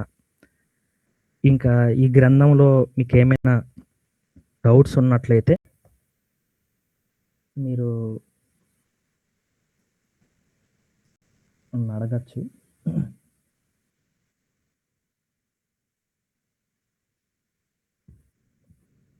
Hello. Thank you so much brother. ఈ సమయంలో ఎవరికైనా ఏమైనా సందేహాలు ఉంటే కనుక మీరు మాట్లాడచ్చు. ఈ గ్రంథం మీద, ఎస్తేరు గ్రంథం మీద మీకు ఏమైనా సందేహాలు ఉన్నట్లయితే కనుక మీరు ఈ సమయంలో మాట్లాడచ్చు. Praise lord brother. Praise lord sister. Praise lord hello. Sister, చెప్పండి. ప్రైజ్ లార్డ్ అండి. అది హామాను 20,000 వెండి నాణాలు తూచి ఇస్తాడు కదా ఆయన. తర్వాత ఇస్తాడని మెన్షన్ చేయలేదు కదండి అక్కడ. ఈ తూచి ఇచ్చాడు అని ఉంది కదా వాక్యంలో. అది ఏంటంటే తను ఏం ఆలోచిస్తాడంటే, వీళ్ళని అందరిని చంపేస్తే వీరి దగ్గర ఉన్న వెండి నాణాలు మరలా ఆ ఖజానాలో కలిపేయవచ్చు అన్న ఆలోచనతో తను అలా చెప్తాడు. అంటే ముందు తూచి ఇవ్వలేదా, ఇచ్చాడా? ఇచ్చినట్లే ఉంటుంది. అది ఇచ్చినట్లే ఉంది. అంటే ఇచ్చేసిన తర్వాత ఆయన ఆలోచించాడా? అంటే తను ఆలోచించి ఇది ఇచ్చేద్దాము, ఇచ్చేసిన తర్వాత ఆ డబ్బులన్నిటిని వాళ్ళ దగ్గర దోచుకున్న డబ్బులన్నీ తీసుకొచ్చి ఇక్కడ కలిపేద్దాం అన్న ఆలోచనతో తను అలా చేస్తాడు. సరే, ఓకే. మళ్ళీ ఇంకొక డౌట్ ఏమిటంటే, చెప్పండి. ఇప్పుడు అది మొద్దుకయ్యి హెల్ప్ చేస్తాడు కదా రాజుగారికి. అది మొద్దుగా హెల్ప్ చేసినప్పుడు అది రాజుగారికి అప్పుడు తెలియలేదు కదా. ఆ రోజు తెలియకుండా తర్వాత సమాచార గ్రంథం తెచ్చిన తర్వాత కదా ఆ విషయం అతనికి అర్థమైంది. అవును, కాదా? అవునమ్మా. అంటే ఆ రోజు ఆయన సమాచార గ్రంథం తెచ్చిన తర్వాతే కదా మొద్దుగా హెల్ప్ చేసిన అర్థమైంది, లేకపోతే సెకండ్ అధ్యాయంలో తెలిసిందా? లేదు లేదు, సెకండ్ అధ్యాయంలోనే తనకి ఎటువంటి బహుమానం కూడా ఇవ్వలేదని రాయబడి ఉంది. అంటే అప్పటికి రాజుకు తెలియదు ఎవరి ద్వారా వచ్చిందనేసి సమాచారం. కానీ ఎప్పుడైతే సమాచార గ్రంథం తీసుకొస్తాడో తన నిద్ర పట్టినప్పుడు అది చదివించుతున్నప్పుడు తనకి గుర్తు వస్తుంది ఈ వ్యక్తి ఎవరు అనేసి. తెలుసుకున్నప్పుడు మొర్దెకై ఇలా చేశాడు, తనకు నేను ఎటువంటి రివార్డు నేను ఇవ్వలేదు అన్న ఆలోచనతోటి ఆ తర్వాత ఇదంతా జరుగుతుందన్నమాట. అప్పుడు తెలుస్తుంది సమాచార గ్రంథం వచ్చిన తర్వాత. Okay brother, thank you. Yes sister.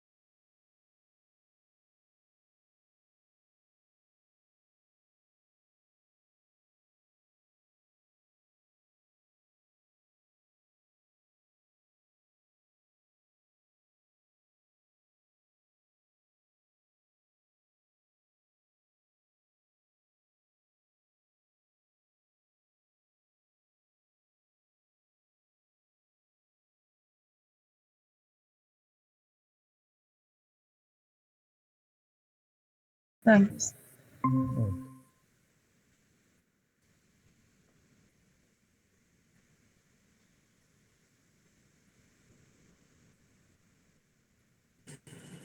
ఇంకా ఎవరికైనా ఏమైనా సందేహాలుంటే దయచేసి మాట్లాడండి. మీకు మొత్తం 3 బుక్స్ అయిపోయినాయి. 3 బుక్స్ పైన మీకు ఏ రకమైనటువంటి అనుమానాలున్నా, సందేహాలున్నా మీరు ఈ సమయాన్ని ఉపయోగించుకోవచ్చు.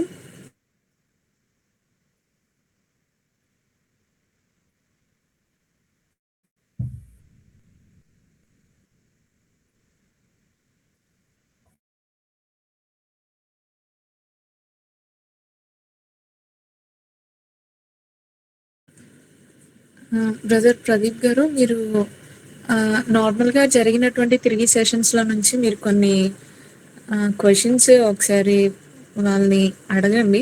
జస్ట్ లైక్ ఎ గేమ్ లాగా. వాళ్ళు ఆన్సర్ చేయగలరో లేదో ఒకసారి చూద్దాం. ఓకే అండి. సరే. సరే అయితే ఇప్పుడు చదువుకున్న దానిలోనే ఎస్తేరు గ్రంథంలోని మా వచ్చిన పండగ అప్పుడే స్టార్ట్ అయిన పండగ పేరేంటి? పూరీము. Thank you. అదే రీతిగా అందరికి ఇష్టమైంది ఏంటిదంటే మహారాణిని బ్యూటీ ట్రీట్మెంట్ చేస్తారు. అది ఎన్ని రోజులు? 12 నెలలు. 12 నెలల్లో 6 నెలలని విభజించారు. ఆమెను అందానికి రెడీ చేస్తారు. ఇంకో 6 నెలలేమో రాణిగా ఎలా ఉండాలి ఏంటనేది నేర్పిస్తారు. రెండిట్లోని నేర్పిస్తారు. కానీ ఏంటంటే అక్కడ 2వ అధ్యాయం 12వ వచనం చూసుకున్నట్లయితే అక్కడ కనబడుతుంది. ఒకసారి చదువుతారా? 2వ అధ్యాయం 12వ వచనం.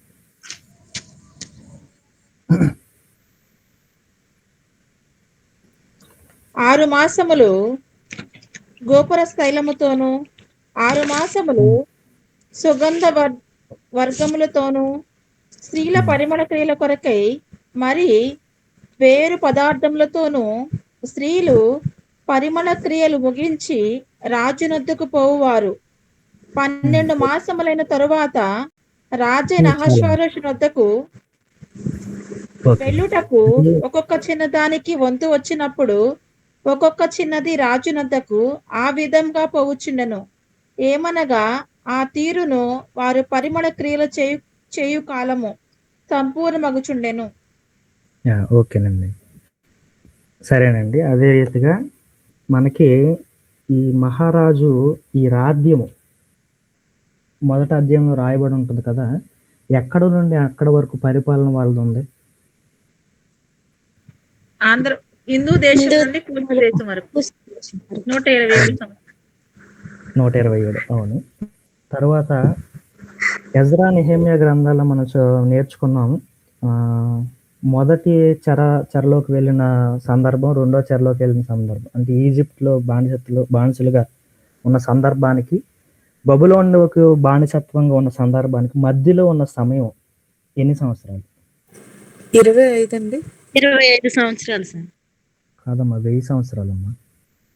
Okay sir. 1000 సంవత్సరాలు. చెప్పింది. ఓకే. బబులోను నుండి యెరూషలేము పట్టణానికి వచ్చే మార్గము యొక్క లెంత్ ఎంత? డిస్టెన్స్ 900 మైళ్ళు. అవును. వెరీ గుడ్ అన్న. ఆ తర్వాత ఇశ్రాయేల్ ప్రజలను నడిపించిన 3 నాయకుల పేర్లు మనం తెలుసుకున్నాం. ఆ 3 నాయకులు ఎవరు చెప్తారు ఆర్డర్లో? బబులోను నుంచి యెరూషలేము వరకు. జెరుబ్బాబెలు, ఎజ్రా, నెహెమ్యా. ఓకే. జెరుబాబేలు ఏం చేశాడు? ఎజ్రా ఏం చేశారు? నెహెమ్యా ఏం చేశారు? జెరుబ్బాబెలు మందిరాన్ని నిర్మించాడు. ఎజ్రా మందిరములోని ధర్మశాస్త్ర ప్రజలకు వివరించాడు. నెహెమ్యాము కోట గోడలన్నీ నిర్మించిన వాడిగా ఉన్నాడు. అది యెరూషలేము దేవాలయం యొక్క కోట గోడలు మొత్తాన్ని. ఓకే అమ్మా. Okay sister. సిస్టర్ మీరు ఎస్ బ్రదర్. అది యాక్చువల్గా హేగే అనేటువంటి వ్యక్తి ఇచ్చినటువంటి అలంకరణ గురించి మాట్లాడుతూ కొంతమంది వర్ణన ఏ విధంగా చేస్తారంటే అంటే ఏదైతే వాళ్ళు ఇచ్చారో ఏదైతే అతను ఇచ్చాడో అంతకు మించినటువంటి ఆభరణాలు ఎస్తేరు ధరించలేదు కాబట్టి అంటే పరిశుద్ధాత్మకి సూచనలాగా అన్నట్టు కొంతమంది వర్ణిస్తారు కదా. ఈ హేగే కోసం చెప్తారా అని చెప్పి అడగటానికి చేశాను. హేవే కోసం అమ్మా. అవునండి. అంటే ఆవరణలు అవి ధరించకపోవడం వల్ల పరిశుద్ధాత్మతో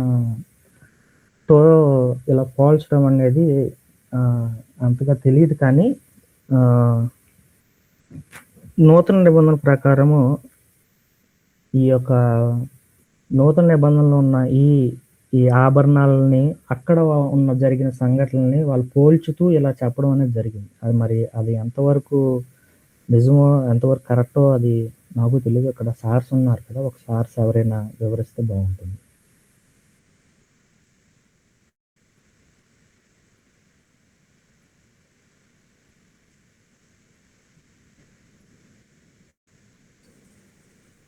ఓకే బ్రదర్. అదే నార్మల్గా ఇప్పుడు హేగే కోసం అనేది అక్కడ చెప్పబడినటువంటి మాట చాలా తక్కువగా రాశారు కదా. ఈ హేగే యొక్క అలంకరణాన్ని ఎక్కువగా క్రిస్టియన్స్ హైలైట్ చేయబడటం అంటే చేయటం అనేది చేస్తూ ఉంటారు. అంటే why is it like that అన్నది నా ప్రశ్న అనమాట.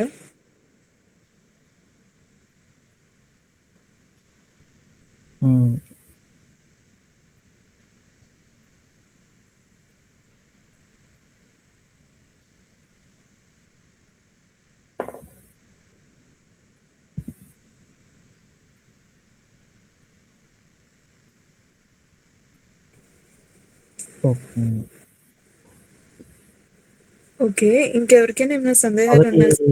మొదటి పేతురు 3:4 వచనాల ప్రకారం అక్కడ ఎందుకు వర్ణన చేస్తున్నారంటే, ఇక్కడ మనకి మొదటి పేతురులో రాయబడి ఉంటుంది కదా, బయట యొక్క సౌందర్యకమున అంతర్యంగా ఉన్న సౌందర్యం దాని మీద కూడా మీరు ఫోకస్ చేయాలి అని అక్కడ రాయబడి ఉంటుంది. దాన్ని ఆధారంగా చేసుకుంటూ వాళ్ళు ఏం చేస్తారు, అక్కడ హేగే సరిగ్గా లేకపోయినా తన మంచితనాన్ని బట్టి కావచ్చు, లేకపోతే ఆ విధంగా కంపేర్ చేసి ఉండొచ్చు అని నేను అనుకుంటున్నాను. నిజమైన అందము దైవికమైన లోపల నుండి వస్తుందని అన్న రీతిగా క్యారెక్టర్ ద్వారా, బయట అలంకారం ద్వారా కాదు, మనిషిలో ఉన్న క్యారెక్టర్ ద్వారా అని. Brother, one more question. ఇప్పుడు ఈ శూషణ కోట ఏదైతే ఉంది కదా, ఆ శూషణ కోట ఆ ప్రాంతం ఏదైతే ఉందో రైట్ నో ఉన్నటువంటి టైంలో దాన్ని ఏమంటారు అంటే ఆ ప్రాంతానికి కానీ అది ఇంకా ఉండిందా? ఇంకా ఉంది సిస్టర్. అది శూష. ఇప్పుడు నేను మీకు చూపించిన మ్యాప్ ప్రజెంట్ రీసెంట్గా ఉన్న మ్యాప్ అది. నేమ్స్ అనేది ఇంకా అక్కడ ఉన్న దానిలో చేంజ్ అవ్వలేదు అన్నమాట. శూష SUSA ఇంతకుముందు షుషాను అని రాయబడి ఉంది కదా, అది ఇప్పుడు శూష అని పిలువబడుతుంది. ఓకే. అది ఏ కంట్రీ కిందకి వస్తుంది brother? Russia, Europe country maybe.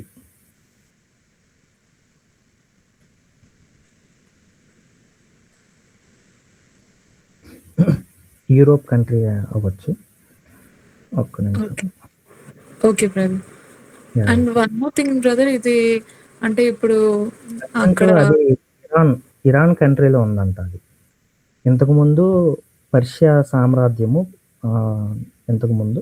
ఇప్పుడు అది ఇరాన్‌లో ఉంది. ఆ షుషా అనే ప్రాంతం.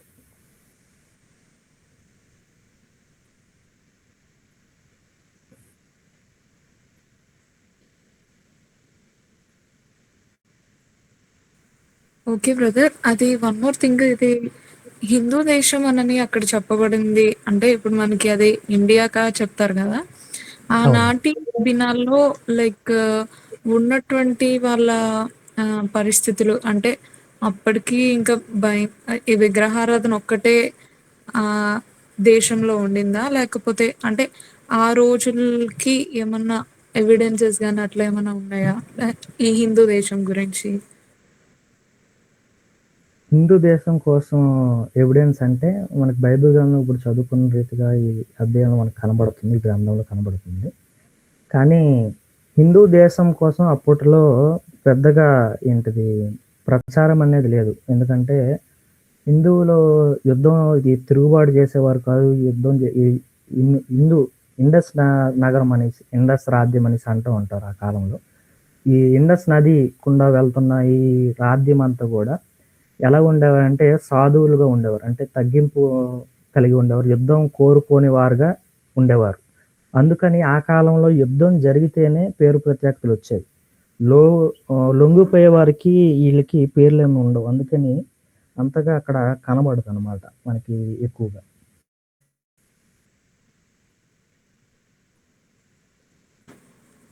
Okay brother. అదే నా ఆలోచన. అంటే ఈ రోజు వరకు కూడా కొన్ని ఈ వివాదాలు ఉన్నాయి కదా! లైక్ మేము ఎప్పటి నుంచో ఉన్నాము అట్లా ఇట్లా అని. అయితే ఇప్పుడు అవును. ఎస్తేర్ టైం నుంచి ఉన్నప్పుడు ఒకవేళ ఏమన్నా ఆధారాలు ఉంటే గనక ఆ రోజుల్లో ఉన్నటువంటి హిందూ దేశపు పరిస్థితులు ఎట్లా ఉండేవి అన్నది తెలుసుకోవాలని అడిగాను బ్రదర్.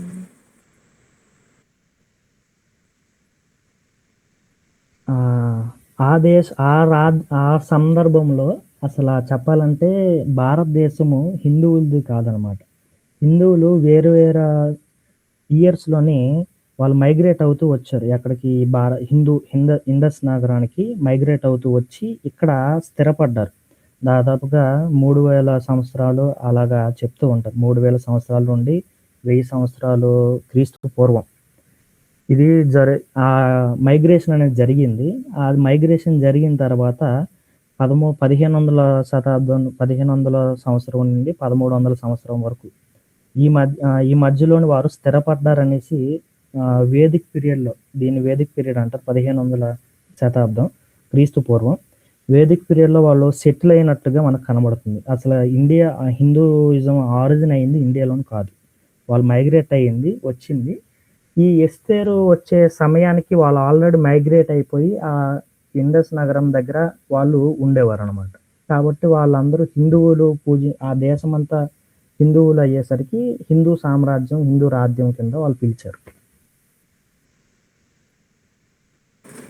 Okay brother.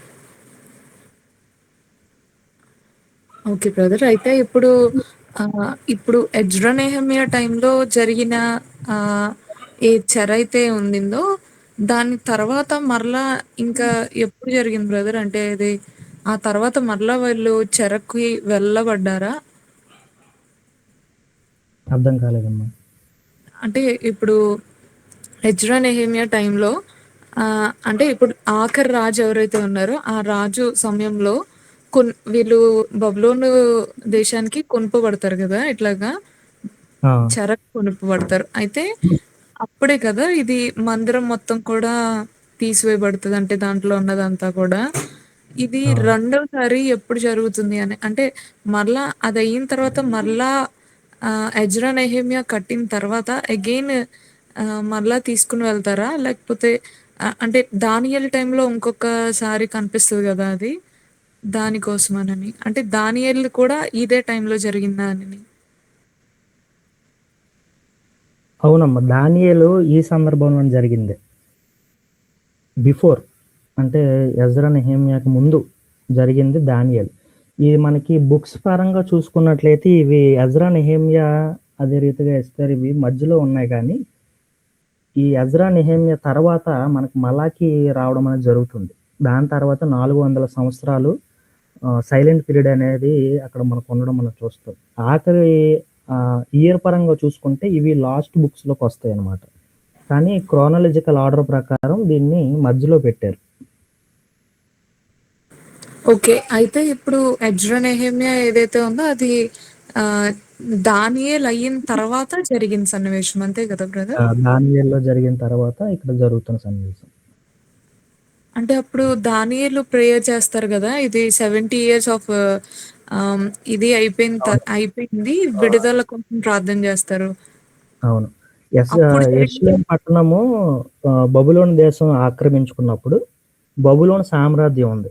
ఆ బబులోను సామ్రాజ్యంలో ఉన్నప్పుడు దానియేలు నివసించేవాడు. దానియేలు నివసించినప్పుడు అతను గ్రంథాల ద్వారా యెషయా రాసిన గ్రంథాల ద్వారా తెలుసుకొని రాబోతున్న దినాల్లో మనకు విడుదల కలగబోతుందన్న సమాచారం తెలిసి ఈ దానియేలు కోసం తెలిసింది కదా!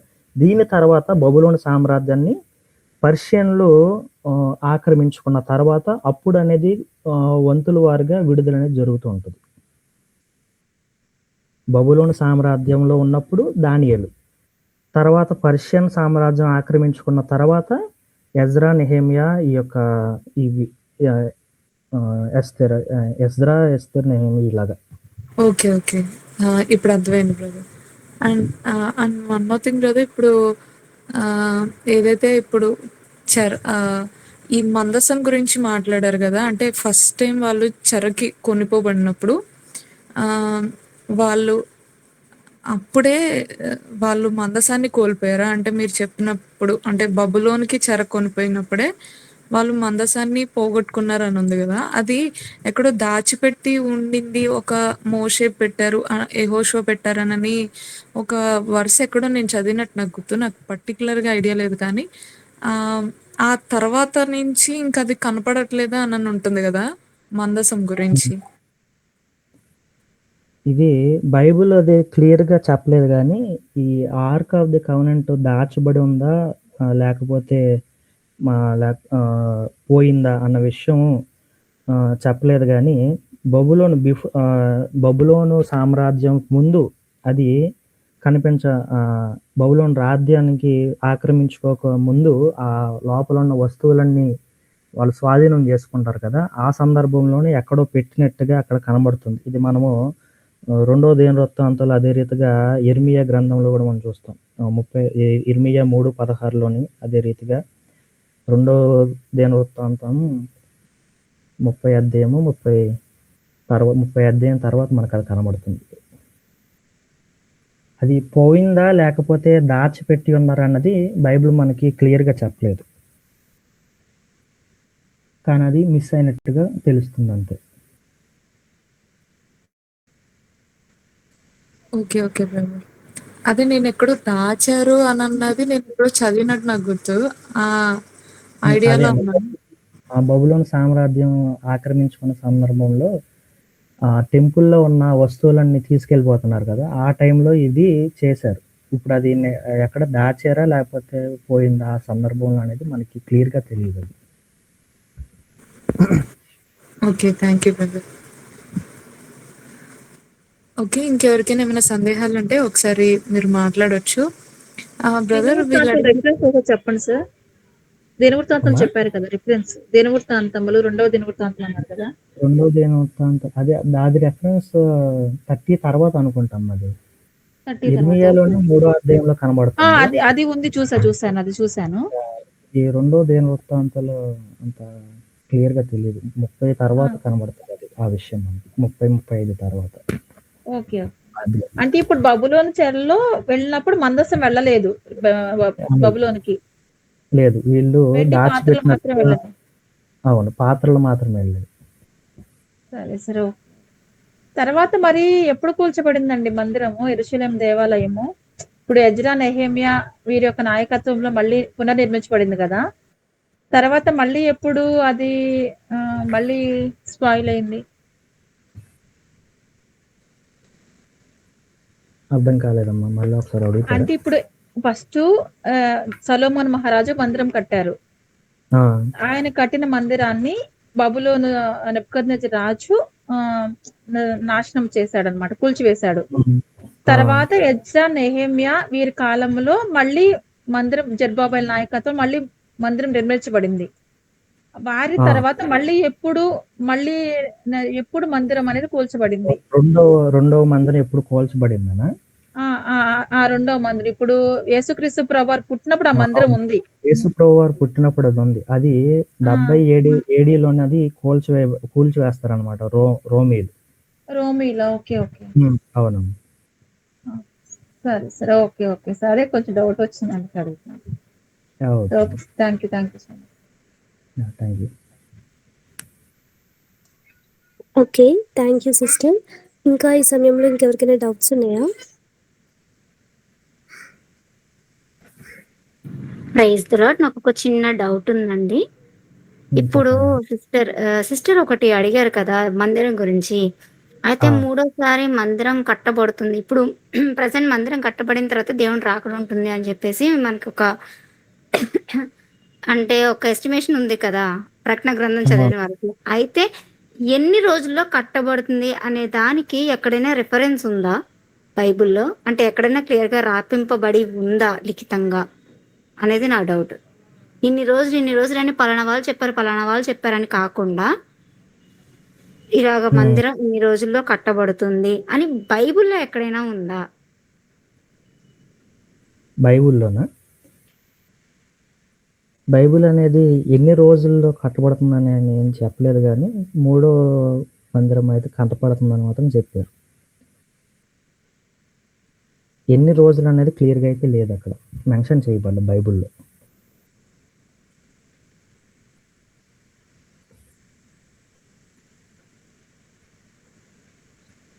ఓకే. ఇంకెవరికైనా డౌట్స్ ఉన్నాయా?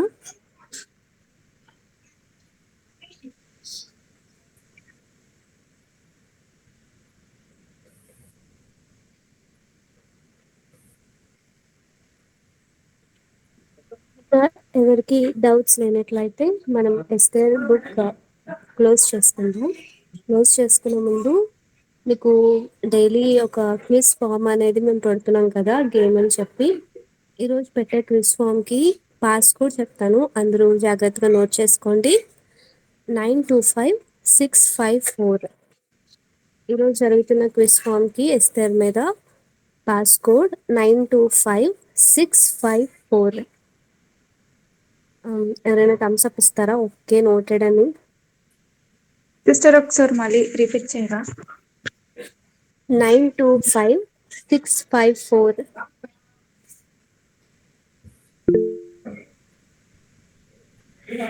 Yes, 95654. Right. Thank you so much అన్న, ప్రదీప్ అన్న, for taking up Esther, book of Esther. We are so blessed. Thank you so much. ఎంతో నిదానంగా డౌట్స్ కూడా ఎక్స్ప్లెయిన్ చేస్తున్నారు. అందుని బట్టి దేవునికి మహిమ కలుగును గాక. మా నుండి మీకు వందనాలు తెలియజేస్తున్నాను. ఈ సమయంలో మన ప్రార్థనతో 1 minute. బ్రదర్, ఇది మార్నింగ్ మీరు చెప్పినటువంటి 5 థింగ్స్ ఏదైతే మిస్సింగ్ ఉన్నాయో అది ఒకసారి చెప్పమని అడిగారు. అంటే దాంట్లో కొంచెం కన్ఫ్యూజన్ ఉంది అని, అదొక్కటి చెప్పరా? మార్నింగ్ చెప్పినామమ్మా. ఇది దేవుని యొక్క మందసం అనేది మొదటి రాజుల గ్రంథం 8వ అధ్యాయం 6వ వచనం 11వ వచనంలో కనబడుతుంది. మందసం అనే పదం అదే రీతికి మందసాని కోసము నిర్గమకాండంలో కూడా కనబడుతుంది. 2వ దినవృత్తాంతాలు కూడా కనబడుతుంది. వీటిలో 2వ దినవృత్తాంతంలో 5వ అధ్యాయంలో కూడా కనబడుతుంది. పరిశుద్ధ అగ్ని, ఎప్పుడు నిత్యం ఉండే అగ్ని, లేవీయులు 9:23 నుంచి మనకు కనబడుతుంది. అదే రీతిగా 2వ దినవృత్తాంతాలు 7:1 నుండి. దాని తర్వాత మహిమ మేఘం అనేది మొదటి రాజుల గ్రంథం 8:10 వచనం నుంచి మనకు కనబడుతుంది. 2వ దినవృత్తాంతాలు 7:1 నుండి మనకు కనబడుతుంది. ప్రవచించే ఆత్మ మనకి ఇక్కడ కనబడదు, కానీ మొదటి సమూయేలు గ్రంథంలో మనకి కనబడుతుంది. అదే ఇర్మియా అదే రీతిగా యెషయాలో మనకి కనబడుతుంది. ఈ ఉరీము తుమ్మీము అనే ఈ 2 వీటి కోసము ఎక్కడ కనబడుతుందంటే ఎక్సడస్ 28లో మనకి 28లో మనకి కనబడుతుంది అనమాట.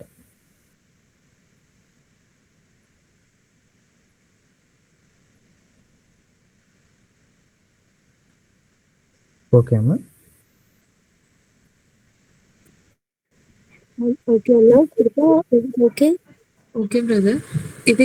ఇది ఈ నెలలో ఉన్నాయి కదా బ్రదర్. అంటే ఇది ఇది ఈ మంత్స్ ఒక్కొక్క మంత్ అదాదు అనని అట్లానే మీరు మార్నింగ్ కూడా స్పెసిఫై చేశారు. ఒక 2 మంత్స్ కోసం చెప్పారు. ఈ మంత్ ఇది ఏ క్యాలెండర్ అంటే వీళ్ళకి ఒక క్యాలెండర్ ఉండిద్ది అనుకుంటా కదా బ్రదర్. ఇది దాన్ని ఏదో అంటారు. జూయిష్ క్యాలెండరా? Jewish calendar. Luni solar calendar అంటారు మామూలుగా అయితే. ఓకే. Luni solar.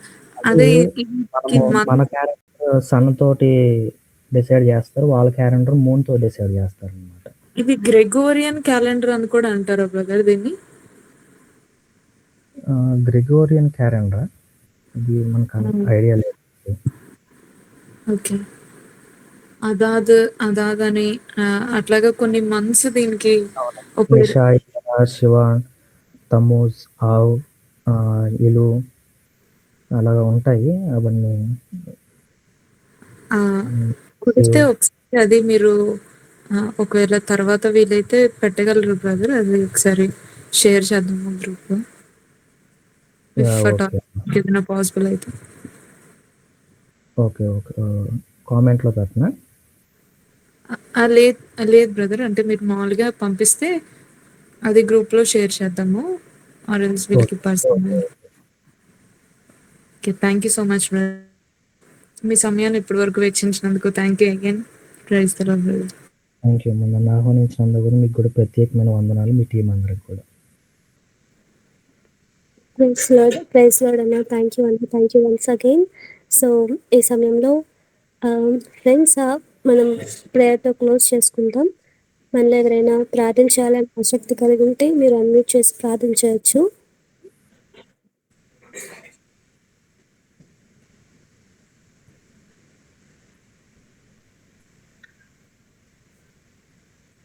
ఎవరైనా ప్రార్థన చేస్తారా? ప్రార్థన చేసేటప్పుడు అన్నని అండ్ అలాగే అన్న చేస్తున్న పరిచర్యని లిఖితపడిన వాక్యం నిమిత్తమై కూడా ప్రార్థించండి.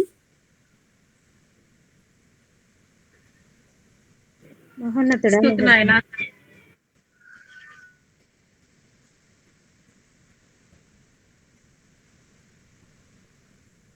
మహోన్నతుడా మహాగణుడా యేసయ్య తండ్రి, పరిశుద్ధుడా, స్తుతి నాయన నీ బంగారు పాదాలకి వందనాలు, స్తుతులు, స్తోత్రాలు తండ్రి. ఇప్పటి వరకు సజీవ లెక్కలు ఉంచి నీ రెక్కల కింద భద్రపరిచిన విధానాన్ని బట్టి స్తుతులు, స్తోత్రాలు ప్రభా. అయా ప్రభా, ఈ రోజు ఈ సాయంత్రం వేళ ఎస్తేరు గ్రంథం గురించి మేమందరం ఎంతో చక్కగా నేర్చుకోవడానికి మీరు చేసిన సహాయాన్ని బట్టి స్తుతులు, స్తోత్రాలు నాయన. అవును ప్రభా తండ్రి, ఎన్నో మర్మమైన విషయాలు మేము తెలుసుకోవడానికి మీరు సహాయం చేశారు ప్రభా తండ్రి. అయా ప్రభా, ఎస్తేరు ప్రభా తండ్రి, ఎస్తేరు జీవితం ప్రభా తండ్రి. అయా ప్రభ రాణిగా ఎలా ఎదిగింది ప్రభా తండ్రి. అయా ప్రభ యూదులను ఎలా కాపాడుకుందో ప్రభా తండ్రి. ఆ బిడ్డ గురించి వివరించిన విధానాన్ని బట్టి స్తుతులు, స్తోత్రాలు ప్రభా. ఒక యూదురాలై ఉండి ప్రభా నాయన చెరకు పట్టబడి వచ్చినప్పటికీ ప్రభా తండ్రి, ఎన్నిక లేని బిడ్డను ప్రభా తండ్రి మీరు ఎన్నుకుని రాణిగా తండ్రి మీరు నాయన స్థిరపరిచి ఉన్నారు ప్రభా. అందుని బట్టి నేను స్తుతిస్తున్నాను ప్రభా తండ్రి. అలాగే ప్రభా యూదుల కోసం తండ్రి అయా తండ్రి 3 రోజులు ఉపవాసం ఉండి మోకరించి తండ్రి నీ సన్నిధానంలో ప్రార్థన చేసుకుని ప్రభా రాజు ఎదురకు వెళ్ళింది ప్రభా తండ్రి. అవును ప్రభా తండ్రి, అందుని బట్టి కూడా తండ్రి నేను స్తుతిస్తున్నాను ప్రభా. నీ మీద నమ్మకంతో తండ్రి ప్రార్థించి ముందుకు వెళ్ళినప్పుడు గొప్ప కార్యం అక్కడ మీరు జరిగించి ఉన్నారు ప్రభా. అయా తండ్రి నాయన స్తుతులు, స్తోత్రాలు ప్రభా తండ్రి. అయా యూదులను రక్షించుకోవడానికి ముందుగానే తండ్రి మీరు ఎస్తేరును సిద్ధపరిచారని మేము నమ్ముచున్నాము తండ్రి. స్తుతులు, స్తోత్రాలు నాయన. అయా ప్రభా యూదుల రక్షణకై ప్రభా తండ్రి ఆ బిడ్డను సిద్ధపరిచి రాణిగా చేసి ప్రభా అయా తండ్రి యూదులను రక్షించారు ప్రభా. స్తుతులు, స్తోత్రాలు తండ్రి. అలాగే తండ్రి మేమందరము కూడా తండ్రి నీ అందు భయభక్తులతో ఎదగడానికి సహాయం చేయండి తండ్రి. అయా ప్రభా తండ్రి మీరు మమ్మల్ని స్థిరపరిచారు నాయన, సిద్ధపరచుకున్నారని మేము నమ్ముచున్నాము తండ్రి. అయా తండ్రి నీ వాక్యంలో నీ సన్నిధానంలో తండ్రి మేమందరము ముందుకు వెళ్ళడానికి సహాయం చేయండి ప్రభా తండ్రి. స్తుతులు నాయన. అయా తండ్రి సారు ప్రభా తండ్రి మాకు వచ్చిన నాయన సందేహాలను కూడా తండ్రి సార్ ఎంతో చక్కగా వివరించి ఉన్నారు ప్రభా. అందుని బట్టి కూడా నేను స్తుతిస్తున్నాను ప్రభా. స్తోత్రాలు తండ్రి. అయా సార్ ప్రదీప్ గారిని మీరు జ్ఞాపకం తెచ్చుకోండి తండ్రి. ఆ బిడ్డకు మంచి ఆరోగ్యం ఇచ్చారు ప్రభా. స్తోత్రం తండ్రి. అయా తండ్రి ఎంతో చక్కగా ఎస్తేరు గ్రంథం గురించి వివరించడానికి మీరు సహాయం చేశారు ప్రభా, స్తోత్రం తండ్రి. అయా ఆ బిడ్డని జ్ఞానంతో నింపారు ప్రభా, స్తోత్రాలు నాయన. అయా ప్రభా తండ్రి, ఆ బిడ్డని దీవించండి తండ్రి, వారి కుటుంబాన్ని దీవించండి అయ్యా. అయా వారి సంఘాన్ని దీవించండి ప్రభా, స్తుతులు స్తోత్రాలు తండ్రి. అయా తండ్రి నాయన తండ్రి అని ఎల్లప్పుడూ నిన్ను గోజాడే బిడ్డలుగా మేమందరం ఎల్లప్పుడూ ఉండడానికి మీరు సహాయం చేయమని అడుగుతున్నాను తండ్రి. అయా ప్రభా తండ్రి నాయన, అయా ప్రతి ఒక్క విషయంలో కూడా మేమందరము కూడా నీ మీద ఆధారపడే బిడ్డలుగా ఉండడానికి సహాయం చేయండి తండ్రి. అయా చేరువచ్చిన బిడ్డను బట్టి ప్రతి ఒక్కరిని బట్టి ప్రార్థిస్తున్నాను అయ్యా. వారి కుటుంబాలను దీవించండి అయ్యా, వారిని దీవించండి అయ్యా. అయా తండ్రి, ఎస్తేరు గ్రంథం గురించి తండ్రి వివరించినప్పుడు మేము ఎంతో జ్ఞానంతో నేర్చుకోవడానికి మీరు సహాయం చేశారు తండ్రి, స్తోత్రం తండ్రి. అయా మేమందరము తండ్రి వినుమట్టుకు వారమే కాదు గాని తండ్రి, అయా విని దాని ప్రకారం నడుచుకోవడానికి మీరు సహాయం చేయండి తండ్రి. అవును ప్రభా తండ్రి, చెవులు గలవారు వినుగా కానీ మీరు సెలవిస్తున్నారయ్యా. అయా మేమందరము కూడా తండ్రి, అయా తండ్రి ఈ 66 పుస్తకాల గురించి వివరిస్తున్నప్పుడు తండ్రి, అయా తండ్రి నాయన తండ్రి, చెవులు గల వరమై తండ్రి నీ వాక్యాన్ని ప్రభా తండ్రి గ్రహించి దాని ప్రకారం నడుచుకోవడానికి మీరు సహాయం చేయమని అడుగుచున్నా తండ్రి. ఈ రోజు అంతట్లో కూడా మీరు తోడుగున్నారయ్యా. అయా తండ్రి, ఈవినింగ్ సెక్షన్ లో కూడా మీరు తోడుగుండి నడిపించినందుకు స్తుతులు స్తోత్రాలు తెలియజేసుకున్నాను తండ్రి. ప్రతి ఒక్క అవసరతలో కూడా మీరు తోడుగుండమని ప్రతి ఒక్కరిని తండ్రి ఫ్యాకల్టీని దీవించండి అయ్యా తండ్రి. అయా తండ్రి, నడుచున్న బిడ్డలని మీరు దీవించండి ప్రభా. అయా తండ్రి, ప్రతి ఒక్క అవసరతలో మీరు తోడుగుండమని నజరేయుడైన యేసయ్య నామములో బ్రతిలాడి వేడుకొనుచున్నాను తండ్రి, ఆమేన్. ఆమెన్. బ్రదర్ ప్రదీప్ ఆశీర్వాదం ఇస్తారా? సరే. మన తండ్రి అయిన దేవుని ప్రేమ, కుమారుని యొక్క కృప, పరిశుద్ధాత్మ యొక్క అన్యోన్య సహవాసం కూడి వచ్చిన ప్రతి ఒక్కరికి, ఈ ప్రోగ్రాంని నడిపిస్తున్న నాయకులకి, పాల్గొన్న ప్రతి ఒక్కరికి సదాకాలం ఎల్లకాలం పరిశుద్ధాత్మ తోడు నడిపించి దీవించి ఆశీర్వదించును గాక. Amen. Amen. Praise the Lord brother and praise the lord everyone. మన చాట్ బాక్స్ లో మీకు నెలల వారీగా జూయిష్ క్యాలెండర్ ప్రకారం పెట్టడం జరిగింది. మీరు అది కొద్దిసేపు ఉండి చెక్ చేసుకున్నా పర్వాలేదు. And praise the lord everyone. And morning 6 to 8 కి మనకి మరలా క్లాస్ ఉంటుంది. రేపు మనకి యెషయా గ్రంథం. So be prepare, please come forward. ఓకేనా? And also refer your friends to join as well. Praise the lord everyone.